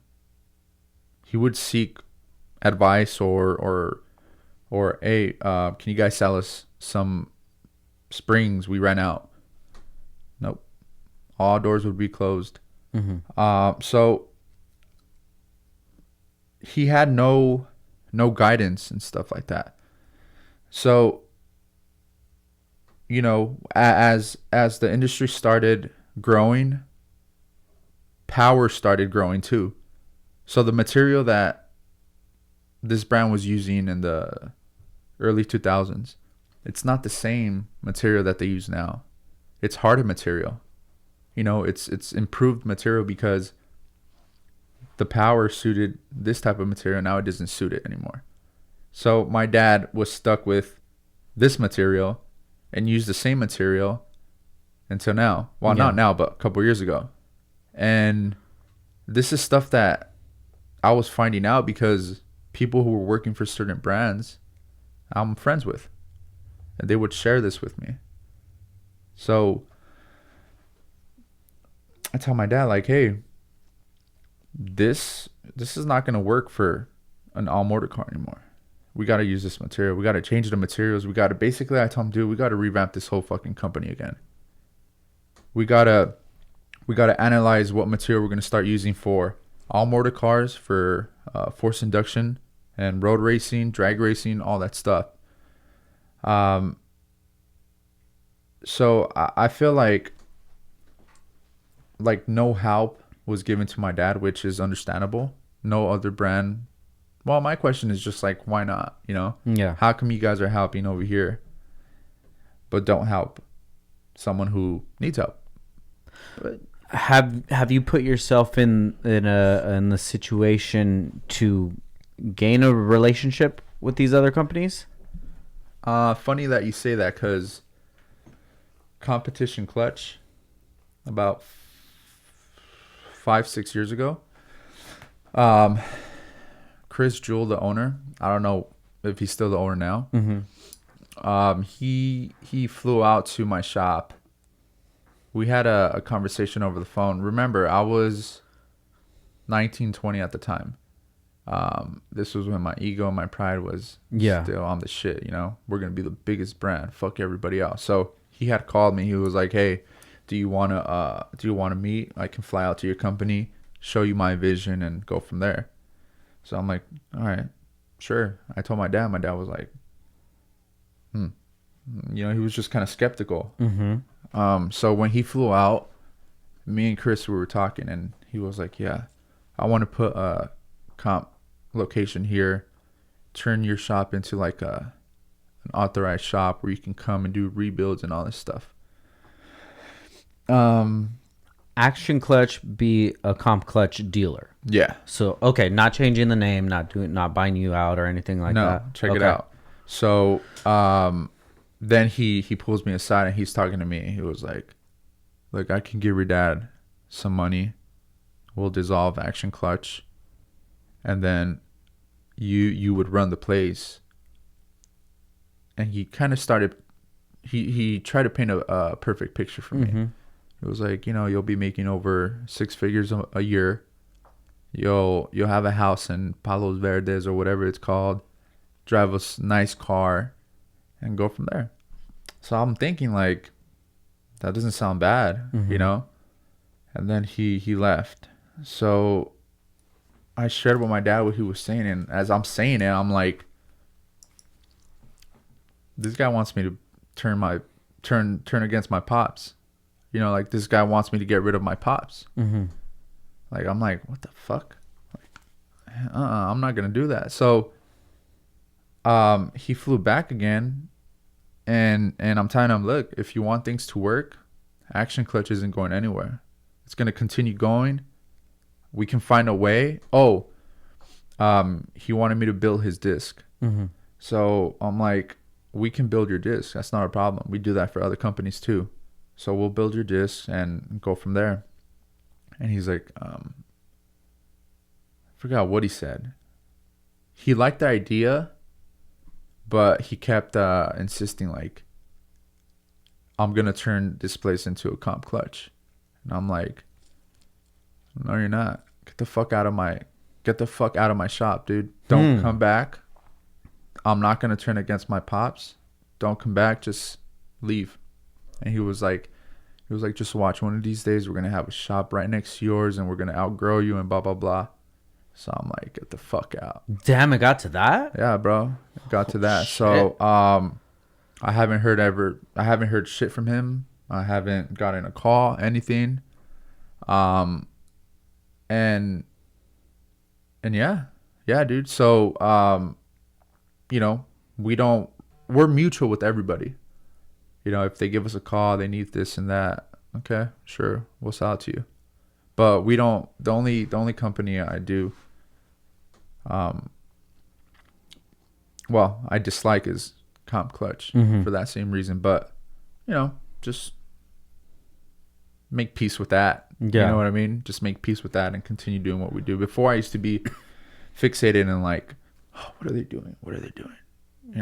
But now it's like, nah. For what? Yeah. Have you ever went to any shows like SEMA or PRI or anything like that? I've gone to PRI. I've talked to Quartermaster, Tilton, Ram clutches, just every clutch manufacturer other than Clutch Masters and Comp Clutch. They're all cool. I mean, they're all dope. Yeah.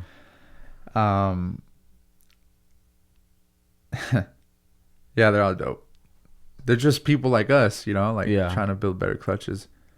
But I do learn from the competition, for sure. I learn whenever a new product is released and they're like, hey, can you guys make a product same like this brand? And I'm like, well, let me see. Yeah, we can. We have the resources now, from years of going through this and that and this and that, research, a lot of research, working with engine builders, testing products, stuff like that. It took us a while, but now we know like what's needed to hold this power or what's needed so that this doesn't break. Yeah. But my goal right now is to build a twin and a triple disc that can stand the amount of torque and abuse that the all motor guys are doing. And we're gonna get to that. I can promise you that we're gonna build units that's gonna handle the amount of torque and the amount of abuse it's giving the clutch. We're gonna work closely with a couple all motor guys. There's obviously some all motor guys that they just won't let go of the certain brands that they're with, which it's cool, you know. The new people who are starting to come up, those are the ones that we're working closely with now. So how do you decide which guys that you want to work with? What are some of the factors that you put into play? A lot has to do with the resume and the content on their Instagram. We for sure check the followers that they have, the engagement that they have on every post, what they're posting, what they know, things of that sort. If they have a YouTube video, we watch the videos to make sure, like, okay, yeah, he's a good candidate. A lot of people, they send in sponsorship requests, and it takes me back to the episode with that you did with Zoe, I believe. Mm-hmm. Yeah, how he talked about the sponsorships, and because of him, we have revamped the whole sponsorship program, because it's very true. What value do you bring to the company? And that's one thing I feel like a lot of these people that want sponsorships need to really take into consideration.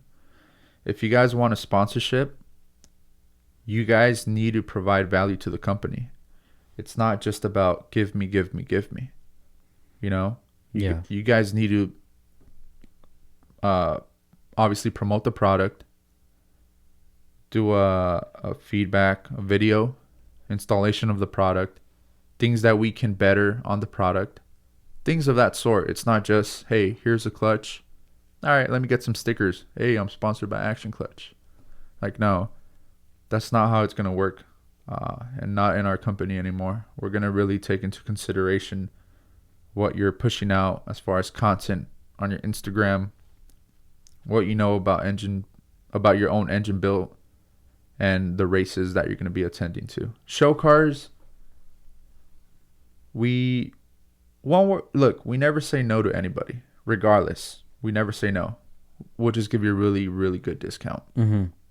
It works best like that, because then after, you don't want to build resentment, like, oh, they didn't sponsor me.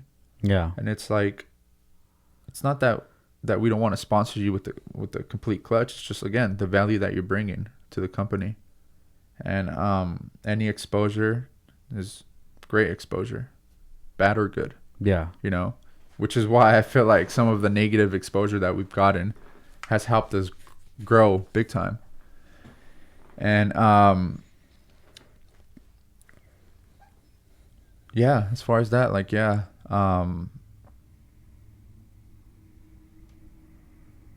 we have Albert in the East Coast. Yeah. He has this is what we're actually working on.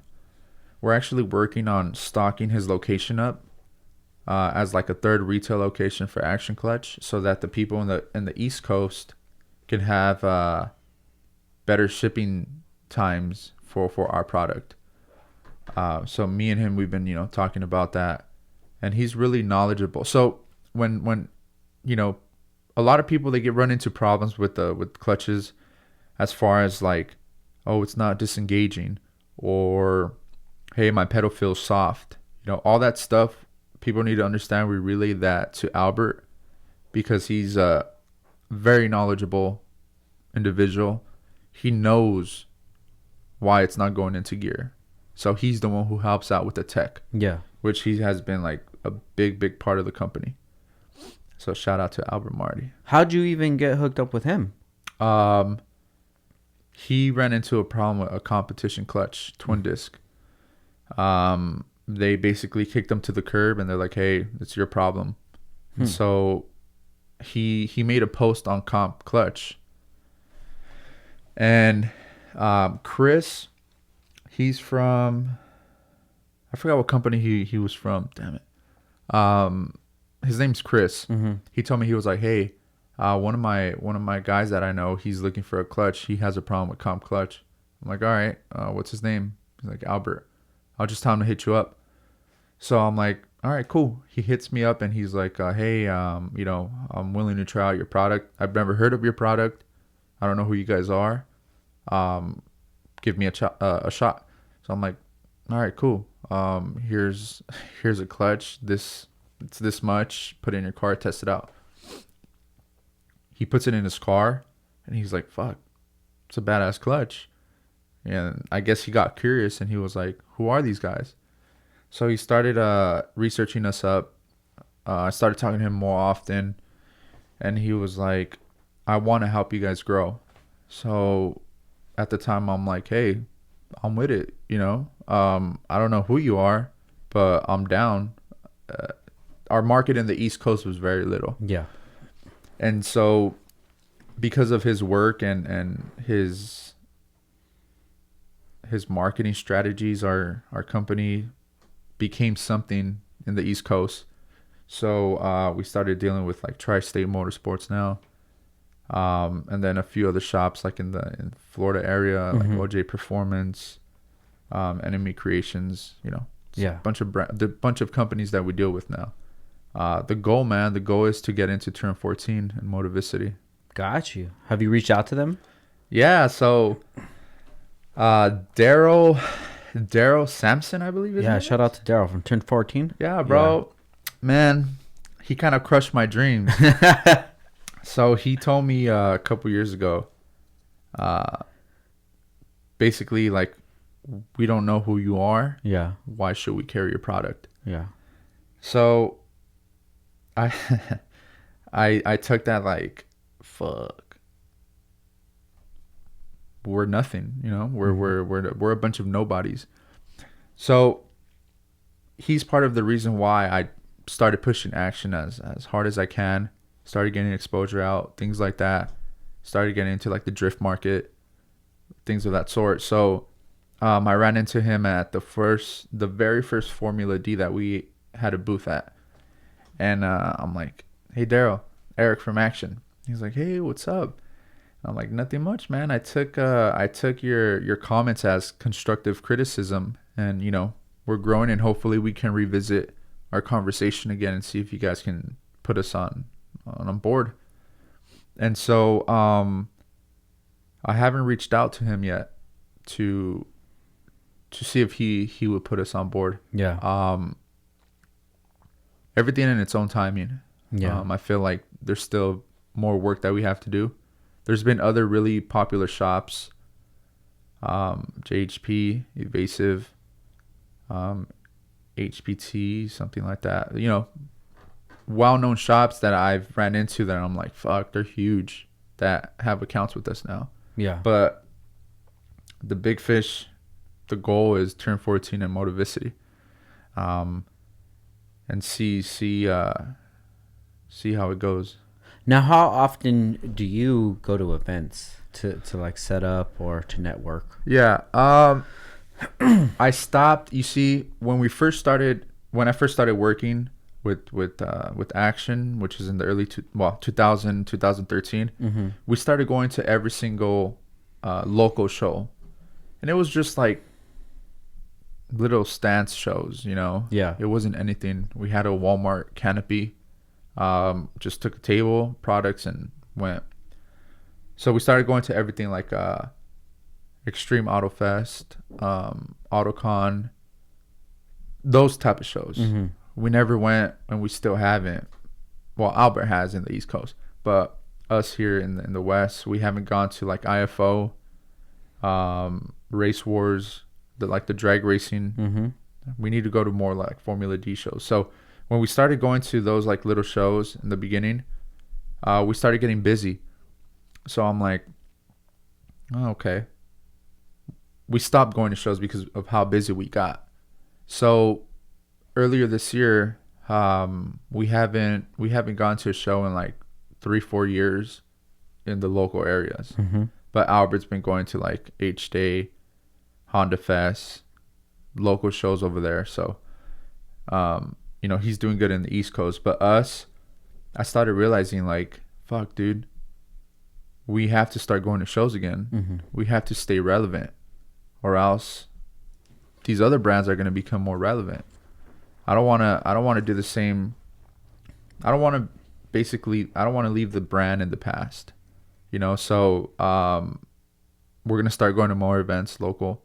NIS Fest, Toyota Fest, Subi Fest, IFO, Race Wars. So that's one thing that that I want to share. Like, if you have your own brand, try to go to as many events as you can. That's what I'm doing with Next Level Raps as well.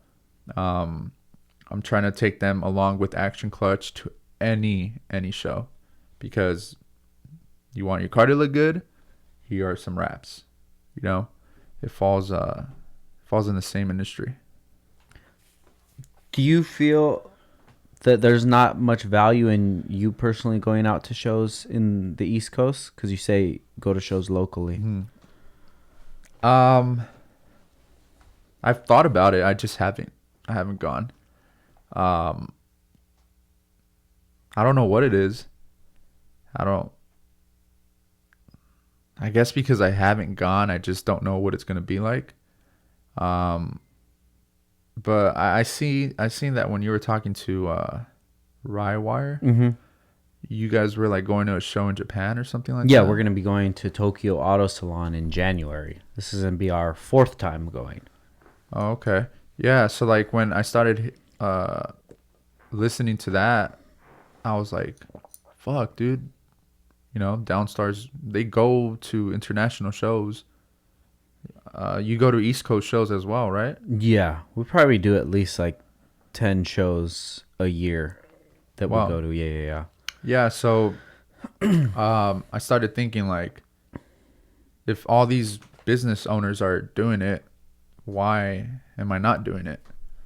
So I need to get a little bit more strict as far as that. I need to kind of plan out the events that we're going to be going to, taking a booth and stuff like that. They're just, like, for example, international shows, like, I wouldn't know how to ship stuff to a place over there. I mean, I think going back to what Daryl was saying, I think what he means was that the name just never came up. Mm-hmm. And a lot of that has to do with you not taking those opportunities, whether you're setting up a tent, selling, or just going, being part of the community, going to people, talking to people, just people knowing that you're out there. There is so much value in that, From the outside looking in, how I always looked at Action Clutch was as a company that knows how to market, and they're relying on the people that they sponsor to grow the brand. Mm-hmm. Yeah. And which that is a good strategy. That kind of disconnects the company from the community. Mm-hmm. So if you're looking to make changes, I say this coming year would be the best, man. Like the IBOC meet, dude, Mm-hmm. there's at least 4 meets a year that we go to, and I go to all of them personally. Some I won't even have a booth at, just to go talk to people. Mm-hmm. Go put yourself. You like you said, your guy told you, put yourself in uncomfortable situations. And I think it falls back to that. Put yourself in that uncomfortable situation. Yeah. You go to these shows. Your whole entire idea of being at the show is going to be, I'm going to talk to every racer I can and ask them what clutch they're using, and ask them why they're using that, what are the benefits, and why haven't they decided to go with Action. Mm-hmm. Take all of that into consideration. Yeah, you know what? I think that's what it is. I haven't. It's just unfamiliar territory, and I'm like, what is it gonna be like? I think I kind of overthink it too much. Yeah. But yeah, thanks for that advice. Yeah. Definitely. That's one thing that's helped us grow. Like, I don't know how Downstar is perceived from the outside, because to me it's everything, because it's my life. I don't know how it's perceived on the outside, but I just know that this company wouldn't be as big as it is, even to me, to be able to go from having a regular job to being this being my 100% of my income. It wouldn't be like that if I wasn't going out and getting it, going out and meeting these people. I started going to different shows in 2010. 2010 was the first time I ever had a vendor booth, and that was at IBOC meet.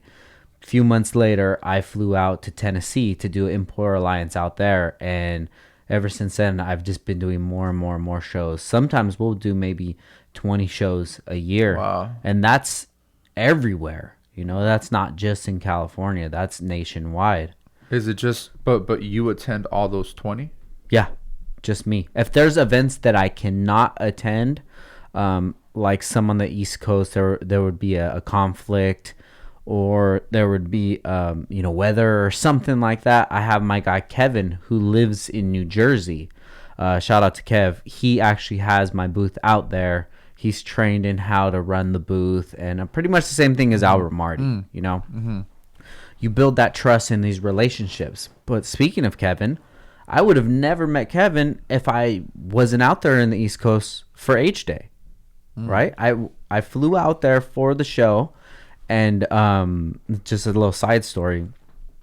We're just posting up like, oh, what's up, man? We just got here. We're at the hotel. You know, same thing that you always do when on social media. You know, you're posting up, oh, we're going to go eat here. So this guy, Kevin, he messaged me on Facebook, and he's like, hey, man, we're going to be going to Times Square if you guys want to go, because it was just me and one of my buddies at the time. So I said, all right, fuck it. You know, because I've had this happen so many times before. So I said, all right, fuck it, whatever, dude.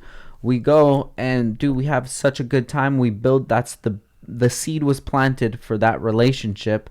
And dude, like now he's like one of my best friends, dude. I could call him and whatever, not even car related. I can call him right now and say, yo, Kev, I need you to help me out with something. And he would be there because of me going to these other events. Wow. I've had it before where I was, say, H Day in Florida. They had H Day once in Orlando. And I said, fuck it, I'm just going to go out there because this is their first time. I want to support the event. They've been supporting me. You know, when I go out there, they'll help promo the brand. We work together. So they're going to Florida for their first time. Let me go over there and see what it's like. Post up that I'm going. I have this dude that I just bought shoes from, Santiago. And he's like, dude, if you're coming out here, you can stay on my pad. I'll take you to the show. And we got a tent and shit. I'm like, fuck it, dude. Let's do it. And same thing. We just like gained such a good relationship to this day, dude. And it's just, you have to put yourself in those situations. Yeah. So people know you as Erik from Action Clutch. Because right now, Action Clutch is Albert Marty. Action Clutch is Aki. And no problem with either of those guys. I have a relationship with both of them. But that is what the company represents. When the company should be you, and these guys are your soldiers. Yeah. You know? Yeah. So for people to, quote unquote, take you seriously, to hear about you, you have to be in those spaces for them to hear about you. Now, I was going to ask you because when I hear Downtime, your name pops up for sure. How do you separate personal work with your Frank page? You don't put no personal on your business page, right? Not on the business. So how do you like work and manage that work and your personal life with the face of the company like you? Well, when I built Downstar, I built it with the idea of, this is my company. I'm going to run this however I want to run it. It's going to have the image that I want. I don't know if you've seen that picture right there, the drug picture. How many other companies would have done that? Yeah. And I've had people tell me like, yo, that's not professional. Yeah. And I say, I'm not in the professional business. Yeah. I'm in business. So business to me is, you give me money, I give you a product, service, whatever it is. As long as you're happy with it, my job is done. And that's how I've always looked at business. A lot of the stuff, that the way that we market, the way that we do things, other companies wouldn't do, but that's cool. That's not us. That's them. So we just do things that interest us, things that align with our company. So when people see me and then they see the things that I put on social media or whatever, this is my life. I want people to know the story, because there's people that know the story from the start, before Downstar was even a company. And I want everybody to see all the road that we've gone down, the highs, the lows, the struggles that we've had, the social media issues. I want everybody to see that, and I want everybody to see me to this day. They can hold me to whatever idea that they have in their mind, but the person that they're judging and the person that they're thinking about, I'm not even that person anymore. So let's judge that person together. Okay, you don't like what I did 2 years ago? You don't like how I handled a certain situation? That's cool. I don't like how I handled that situation. I'm looking at it with 2 years of knowledge that I've gained. Of course I would handle that situation differently. You know, it's just about growth. And those are the people that I want to support me. Those are the people that I want around. People that want to see growth happen in real life. You know, so it's not that... The only reason I don't post anything personally on Downstar is because each platform is its own thing. Downstar is for the hardware, and this is for, we could post up customers' cars, we could post new product or whatever. That's where you go. Yeah. Now, if you're more interested in the brand than just that, then we have my page. If you want to come over here, you could see the behind the scenes of it. But we have Downstar, Downstar Skate, Downtime with Downstar, all of those things, those are all their separate entities, but I'm the one behind them all. So if you are interested in each of those things past what they give off, past the podcast, past the skateboarding, past the hardware car part, then that's where you can come to me for, you know? Yeah. And it's just, I don't know, man, how I look at all of this stuff, how I look at business, how I look at social media is that I'm a very creative person, and this is my outlet to get my creativity out. Whether it's creating content, creating a new product, having conversations, this is all an expression of who I am. So I put that out there, and if people take it, they take it. And if they don't like it, that's cool. You know, I don't watch every show that's on TV. Yeah. I don't watch every movie that's on Netflix, but I'm going to try to put on the best show that I can. I'm going to try to make the best movie I can, which makes me happy.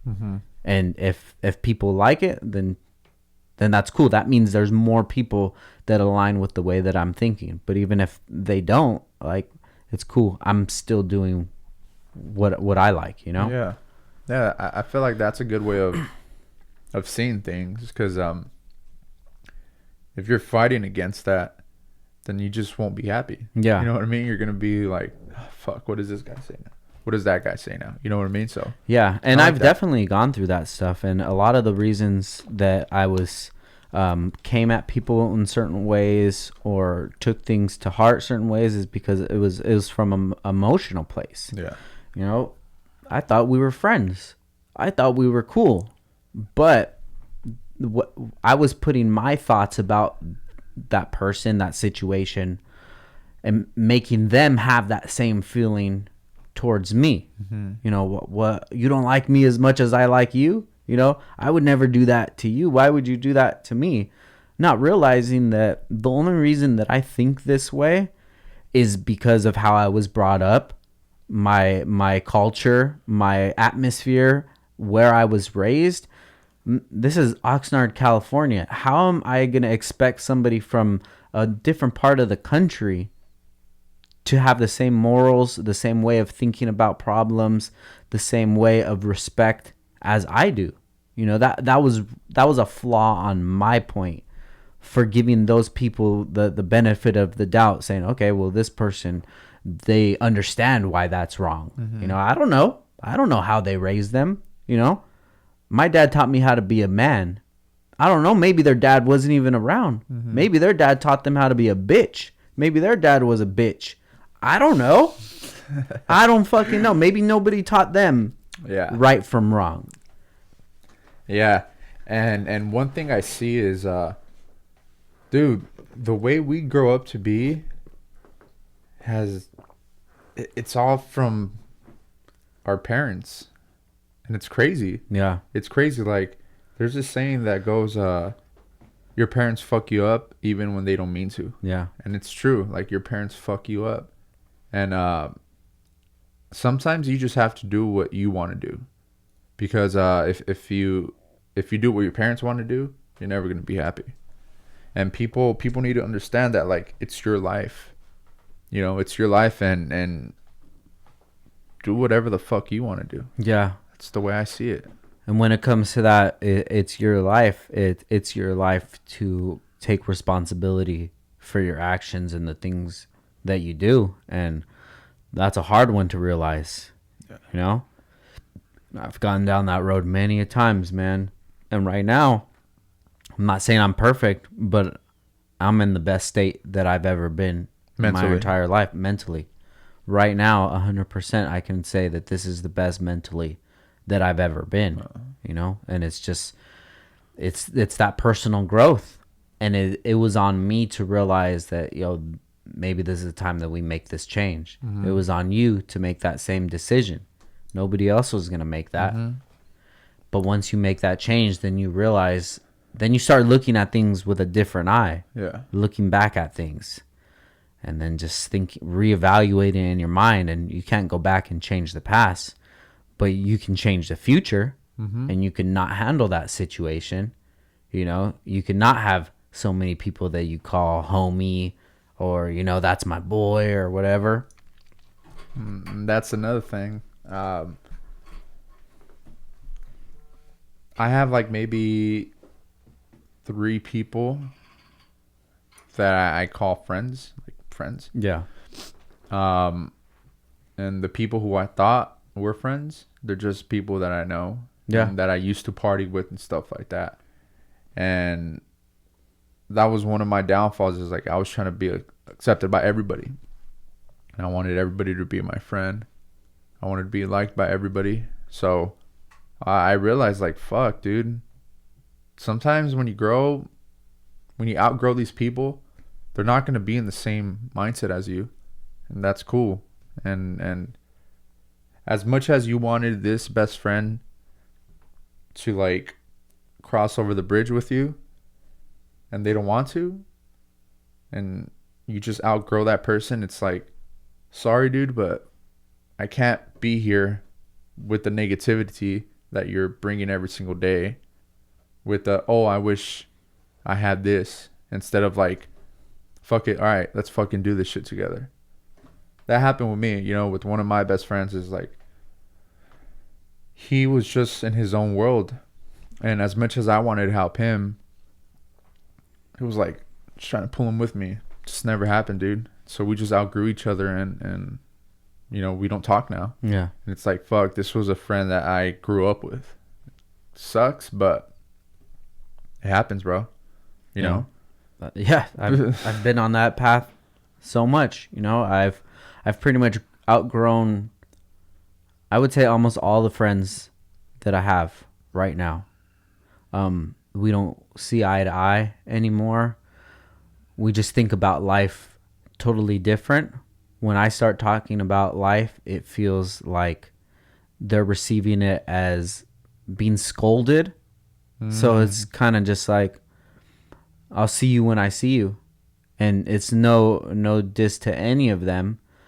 It's just that the path that I'm on right now it's so different than anybody else that I've ever really come in contact with, unless you're in the same sort of space, that it makes sense that we're not aligned. It makes sense that we don't hang out or spend time, and it's not their fault.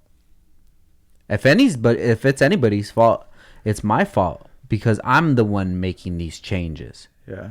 I'm the one that is trying not to be the person that I was before, or improving that person. And what if that person is the person that they had the friendship with? Yeah, dude, that's what it is. Now that you're saying that, that's what it is. Yeah. They had a friendship with that person that you were with at that time.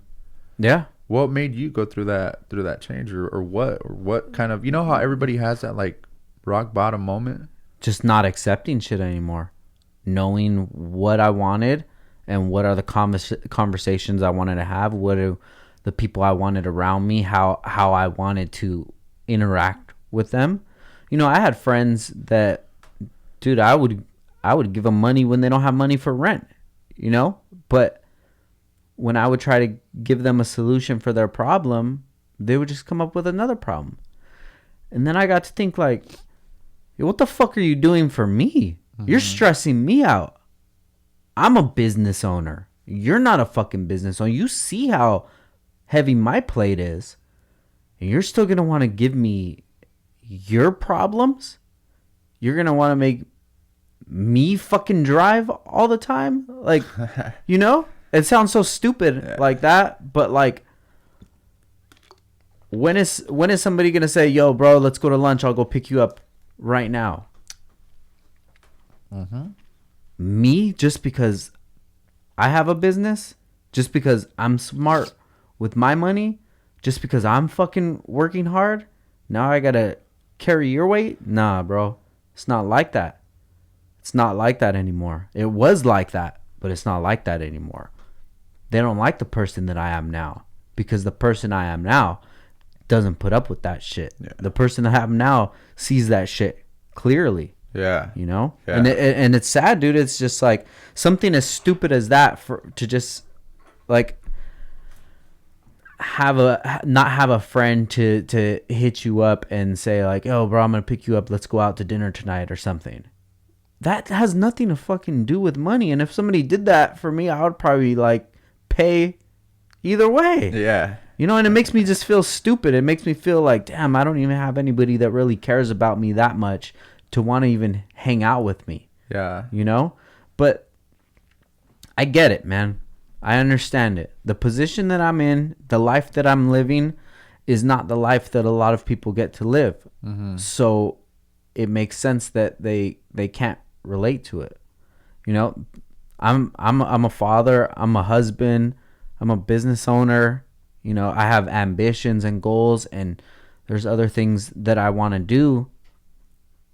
I don't want to be partying. I don't want to talk about bitches. Yeah. I don't want to talk about getting fucked up.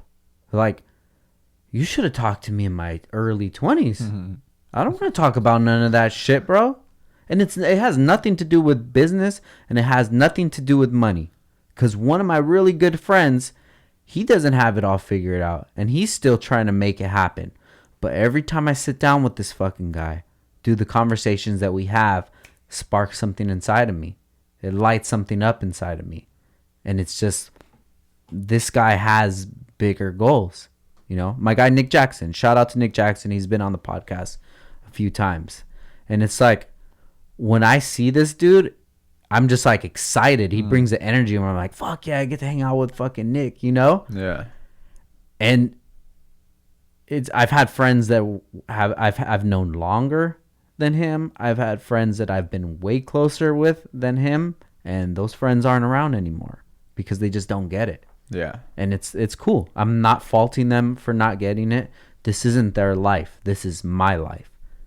You know, life is, we're all on certain paths. You know, whether we're on the same lane or our paths cross, that's cool. But once our paths stop crossing, all right, see you later, man. Have a good one. Yeah. And a lot of these relationships that I built in this industry, I tell you, I went to the shows, stayed at people's houses. You know, now Kevin, he's my East Coast representative out there. Those are all the positive ones, I tell you. Mm-hmm. For each one of those, there's about 10 negative interactions for each one of those that I've had with people where I thought that they were my friends. You know, people that I held higher than I should have. Mm-hmm. And maybe this has always worked for me, is started to listen to my wife a lot more, because the women know. You know? Yeah, fuck yeah. They can see it. And all of these people, my wife would always tell me about them, and I would make excuses for them. But for what? How many times are they making excuses for me? How many times are they defending me instead of laughing with someone that's talking shit about me? You know? Yeah, bro. Same boat. And it's a lot about just self-reflecting and seeing what kind of people you have around you, and if they're really around you for the right reason. you know, and then seeing out what kind of image that you're putting off. You know, I've done stuff publicly that I should have never done. And it was just because I let my pride get ahead of me, my ego. You know, I'm not going to let this fucking guy say this to me. Yeah. I'm not going to let this happen. But just thinking, like, why the fuck would I even give this dude my time of day? You know, how I think about things, man, is what you see right now is what I seen 5 years ago. So everything that I'm living in right now is like the past. Right now, how I feel right now is that Downstar is at its infancy. And I'm just barely getting started because my vision is way in the future. But I'm just trying to show people and tell people, look, this is the way I'm going. If you guys want to come along, I'm going this way. But if not, it's all good. You have to be able to believe that in yourself, and you have to have that confidence. And you don't have to have these people to like co-sign you on it, you know? There's nobody in the Honda community, automotive community, that I look up to and say like, wow, that's somebody I really want to be. I don't want to be anybody else, dude. I just want to be me, and I want to be the best version of me. Yes. And that's it. And I respect so many people in this community. I love what they've done, but they're not me. I wouldn't change my position for anybody else in this community, no matter what, no matter how big their company is, no matter anything. Dude, this is my story. Preach, bro. You know? Hell yeah. That's true. When you said about your wife, there's a moment where I was just going out, and we were going out to bars and stuff like that with you know, my boys, and here's my credit card, go order drinks. All right, cool. It came to a couple moments where now my girl's in the picture, you know. She would go out with us and stuff like that, and they would ask me like, hey, you got your card? And I'm like, yeah, sure, you know, here's my card. Until one day my girl was like, you're buying drinks for people who don't give a fuck about you.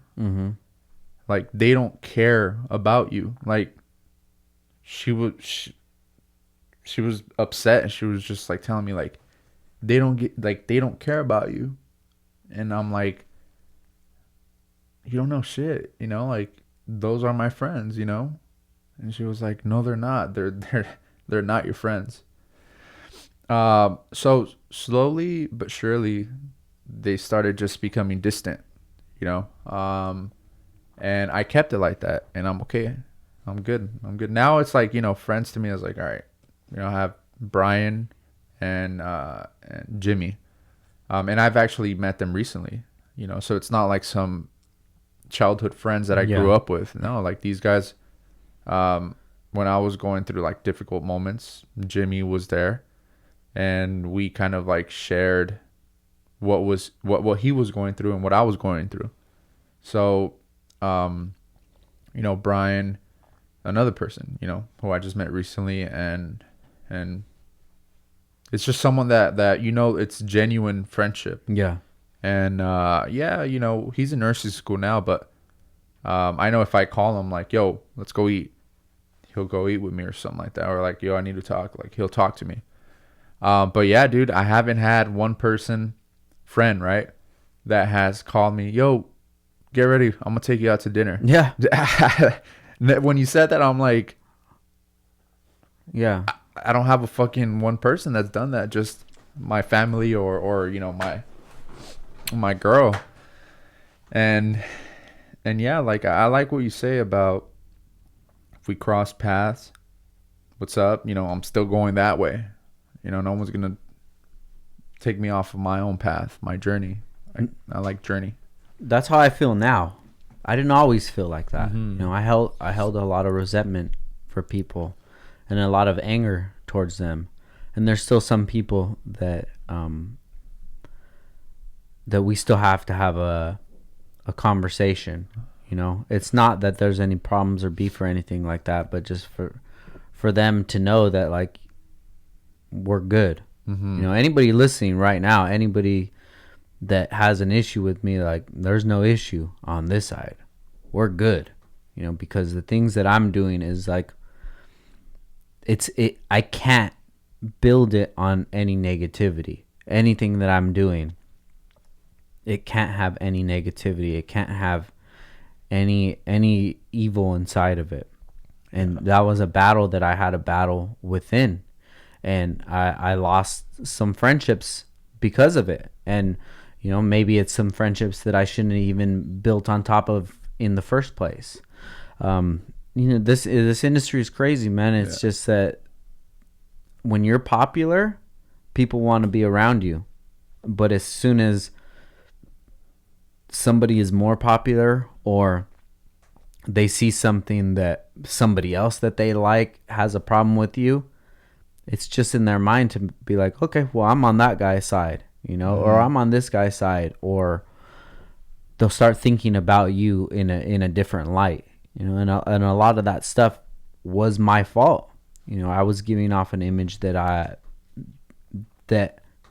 at the time it was a representation of who I was. That was who I was, you know, and if people weren't happy with it, obviously I wasn't happy with it either, because I'm not that person anymore. But nothing was going to make me change but me. And it's not that I was a bad person. It was just I was going through my evolution. And right now I'm continuing to evolve into the best person that I feel that I can be, without any negativity or without any like ill will towards anyone or anything. And, you know, in the past I would have said, you know what, fuck that dude. I hope that he never does good. How old are you? 34. But now how I feel is, I wish everybody has a perfect life. Everybody does their best and everybody has a great life. And whether they do me wrong or not, that whatever, because nothing that anybody could ever do is going to stop me anyways. It's all in me. So why am I going to make these people think like they have the power to affect what I do on a daily basis? Because they don't. The only person that has that power is me. And it took a lot of time for me to like build up that confidence inside of me. Coming from a different like perspective, you like seeing you, how would you give that advice to like other people who aren't at this stage yet? The biggest thing that I noticed was excuses. You know, I really feel that an excuse is a weakness. When somebody gives an excuse, I feel like that's a weakness on their part. No matter what. This guy just pulled out in front of me. All right. Whatever, dude. That's the situation. This is the situation. Someone pulled out in front of you. You got in an accident. That's the situation. All right. It's all good, man. You know, there's so many different ways to handle it. But when people have excuses, that is like the biggest sign of weakness that for me that I can see. So I try never to make excuses at all. So many of these stories I'm talking about, I could have excuses for all of them. Yeah. But I'm giving them the power. I'm not going to give them the power. This is in me. This is my lesson to learn. I don't make excuses. If something didn't go right, that was my fault. And if I gave my power to somebody, or my trust into somebody to do the right thing, and they didn't do the right thing, that's not their fault. That's my fault for not realizing it in that person. You know, so accountability is the number one thing. And if you find yourself making excuses and not being accountable, that would be the first thing that I would say to change. And it's on you, because a lot of the excuses that I could make are very valid, and they would sound valid to other people, and only I would know that, you know what, dude, if you would have did it a different way, you would have had a different outcome, but you chose to do it this way. So this is where it's at now. Yeah. And I think I wish that I would have focused on that a lot more in my younger days. Accountability. You know, look at excuses as a weakness. When you think of the word excuse, no positivity comes to that. Yeah, that's true. What's your excuse? You know, there's no positive. No one wants to hear that, especially just think about it from a job point of view. Oh, why weren't you here on time? Oh, it's because I woke up late and this and my car didn't. Your fault, your fault, your fault, your fault. You made an obligation to be here at this time.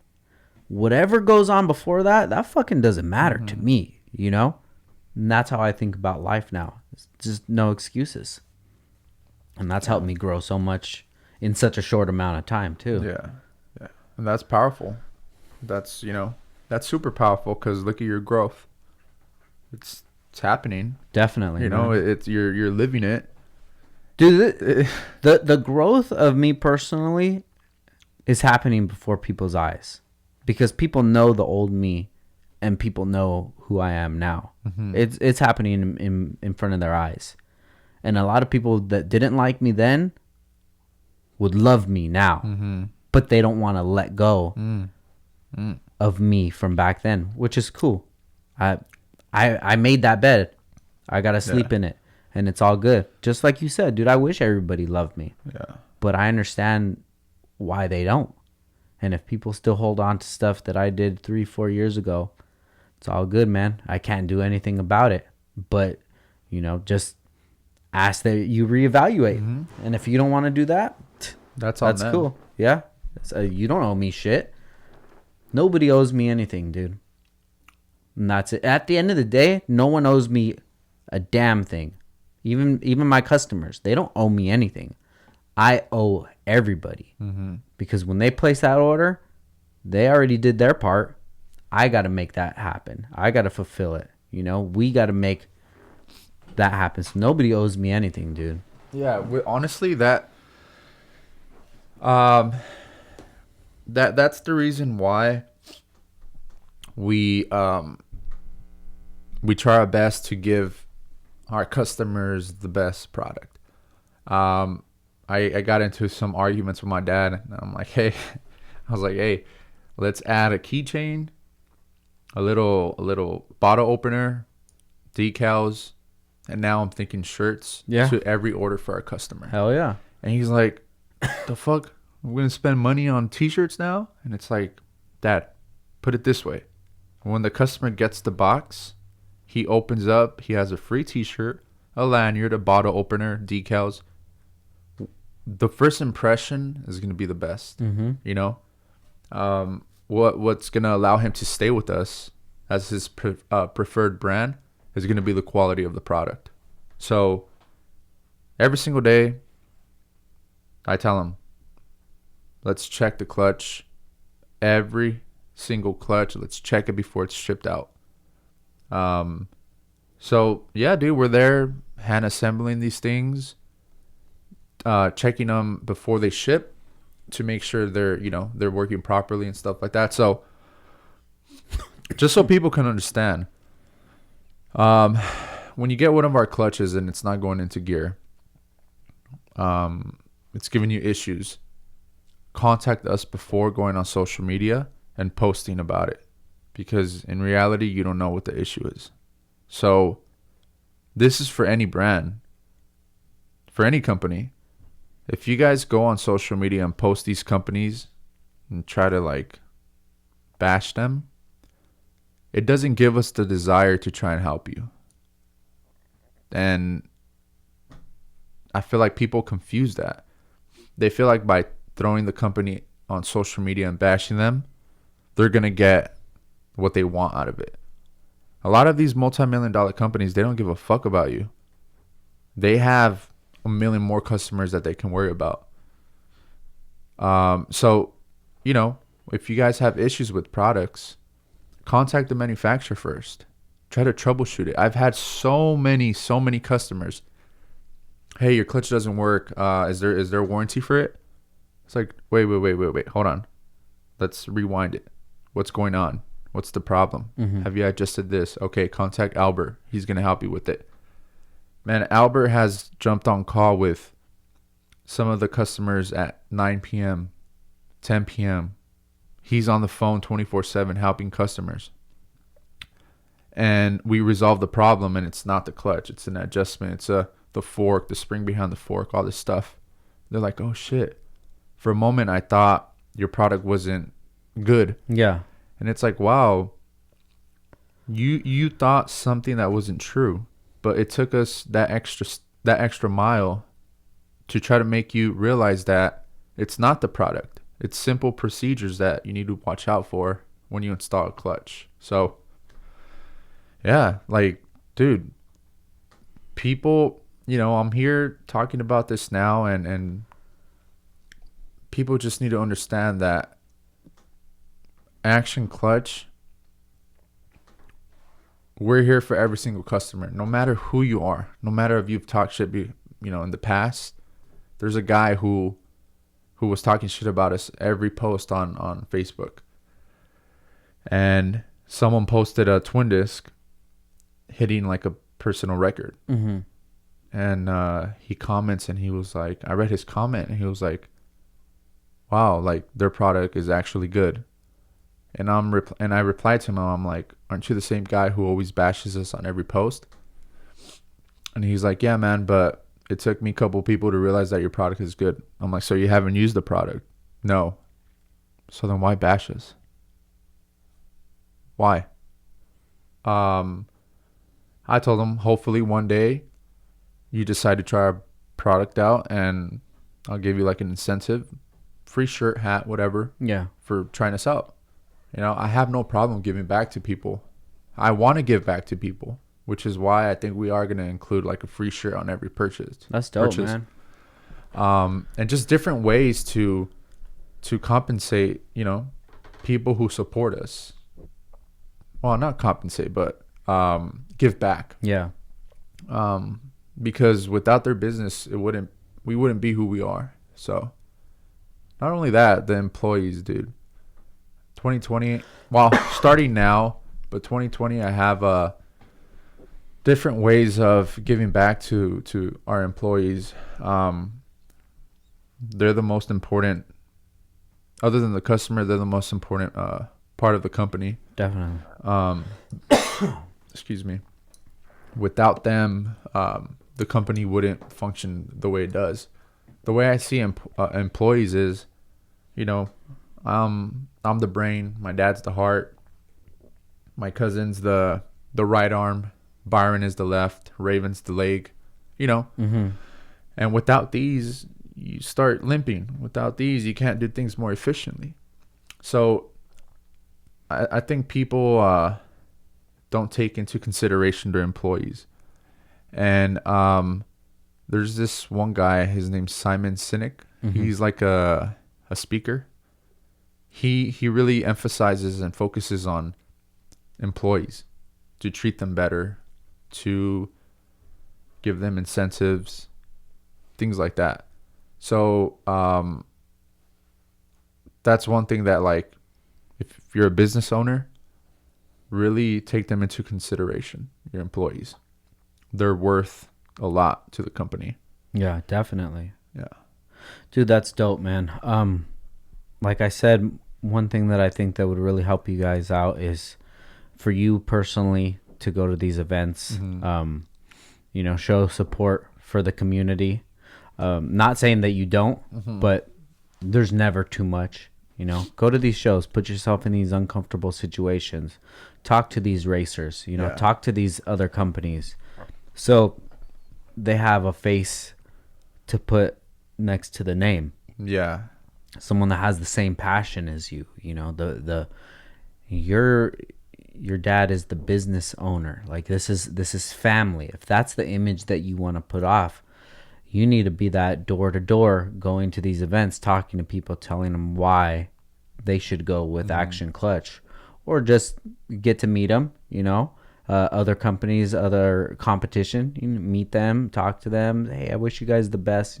And that's how you gain that relationship, where one day you're out of springs and, oh shit, let me hit somebody up. You call them, Yeah.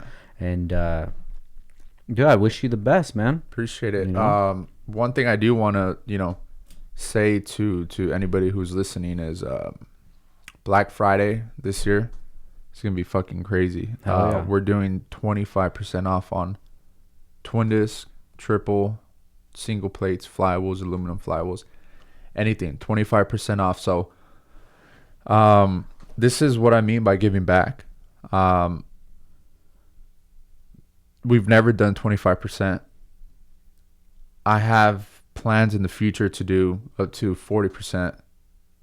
Dealers might not like it, but it's one day out of the year, you know, one day out of the year. But, you know, that's what we're going to do. 25% off all the products. And if, you know, for some reason we don't carry your product on the website, and Matt, let's start adding all these products, you know, to the website, because we don't have domestic or Europeans, but we do make them.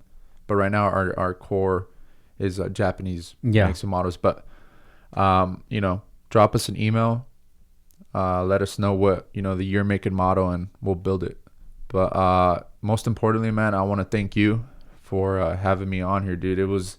Thank you. I told my girl, like, you know, to other people it may not, you know, be like this, but for me it was like, fuck, one of, like, this is a dream come true. Like, being able to share my fucking my story, who I am, the company, the downfalls, things like that, and if it impacts just one person listening to this, like, my job is done. You know what I mean? So hell yeah, man. I appreciate you coming out here, dude. Like I said, I want to make a platform for people to come tell their story where they might not be able to ever tell their story.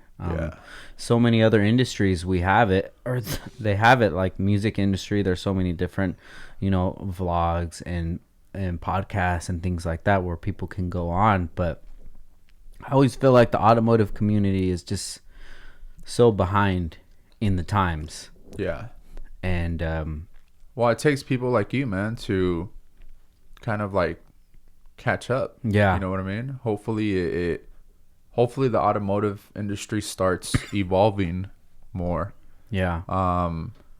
There's a bunch of creative people who can take this into, you know, to the next level. Yeah, definitely. No, definitely, man. And I'm excited to see where this podcast goes. Yeah. But I appreciate your time, for real, man. No, man, I appreciate the invitation. So, for your Black Friday sale, is it going to be a code, or is it just going to be on? Yeah. It's going to be a code. Follow our Instagram page.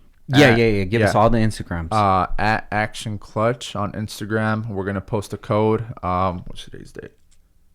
On November 23rd. Okay. So November 23rd, we're going to post a code to use. And it's unlimited. You can use that code as many times as you want. And it's 25% off all products. Sweet. Okay, cool. On www.actionclutch.com. Action Clutch, guys. Make sure you check it out. We are having a Black Friday sale, too. But we call it Bolt Friday. Bolt Friday. Ooh. Bolt Friday, yeah. Details are coming out Monday. So this podcast drops today is going to be Thursday when you guys hear this. So details will drop on Monday. Sales going to be on Friday. And, just stay tuned, guys. And check out Action Clutch, man. I really love to hear your story. You know, I love to hear the changes that you're making within, and it's commendable, man. You know, and it's a journey. And like you said, it's not a permanent thing. Who knows what's going to happen in the future? But I wish you the best, man. Appreciate it, man. I wish you the easiest path that you could be on, and I hope things work out in your favor, you know. But for you just to realize that there was an issue, that's like the biggest step. And I know a lot of people won't even do that much. Yeah. You know? Yeah. So one thing I do, you know, want to say to people listening to is if you have a problem that you're going through, it's okay. Feel whatever emotions you're feeling, and just, it's all in you. You know what I mean? No one else is going to be able to change you. No one else is going to be able to convince you that you need to change. It's all in you. All the answers, everything you're looking for, it's all in you. So that's perfect. Eric, that's a perfect way to end it, man. Thank you, boy. I really appreciate it. Once again, guys, Action Clutch. Make sure you guys check them out. This is Downtime with Downstar, episode 118. We out. Peace. Later. Oh.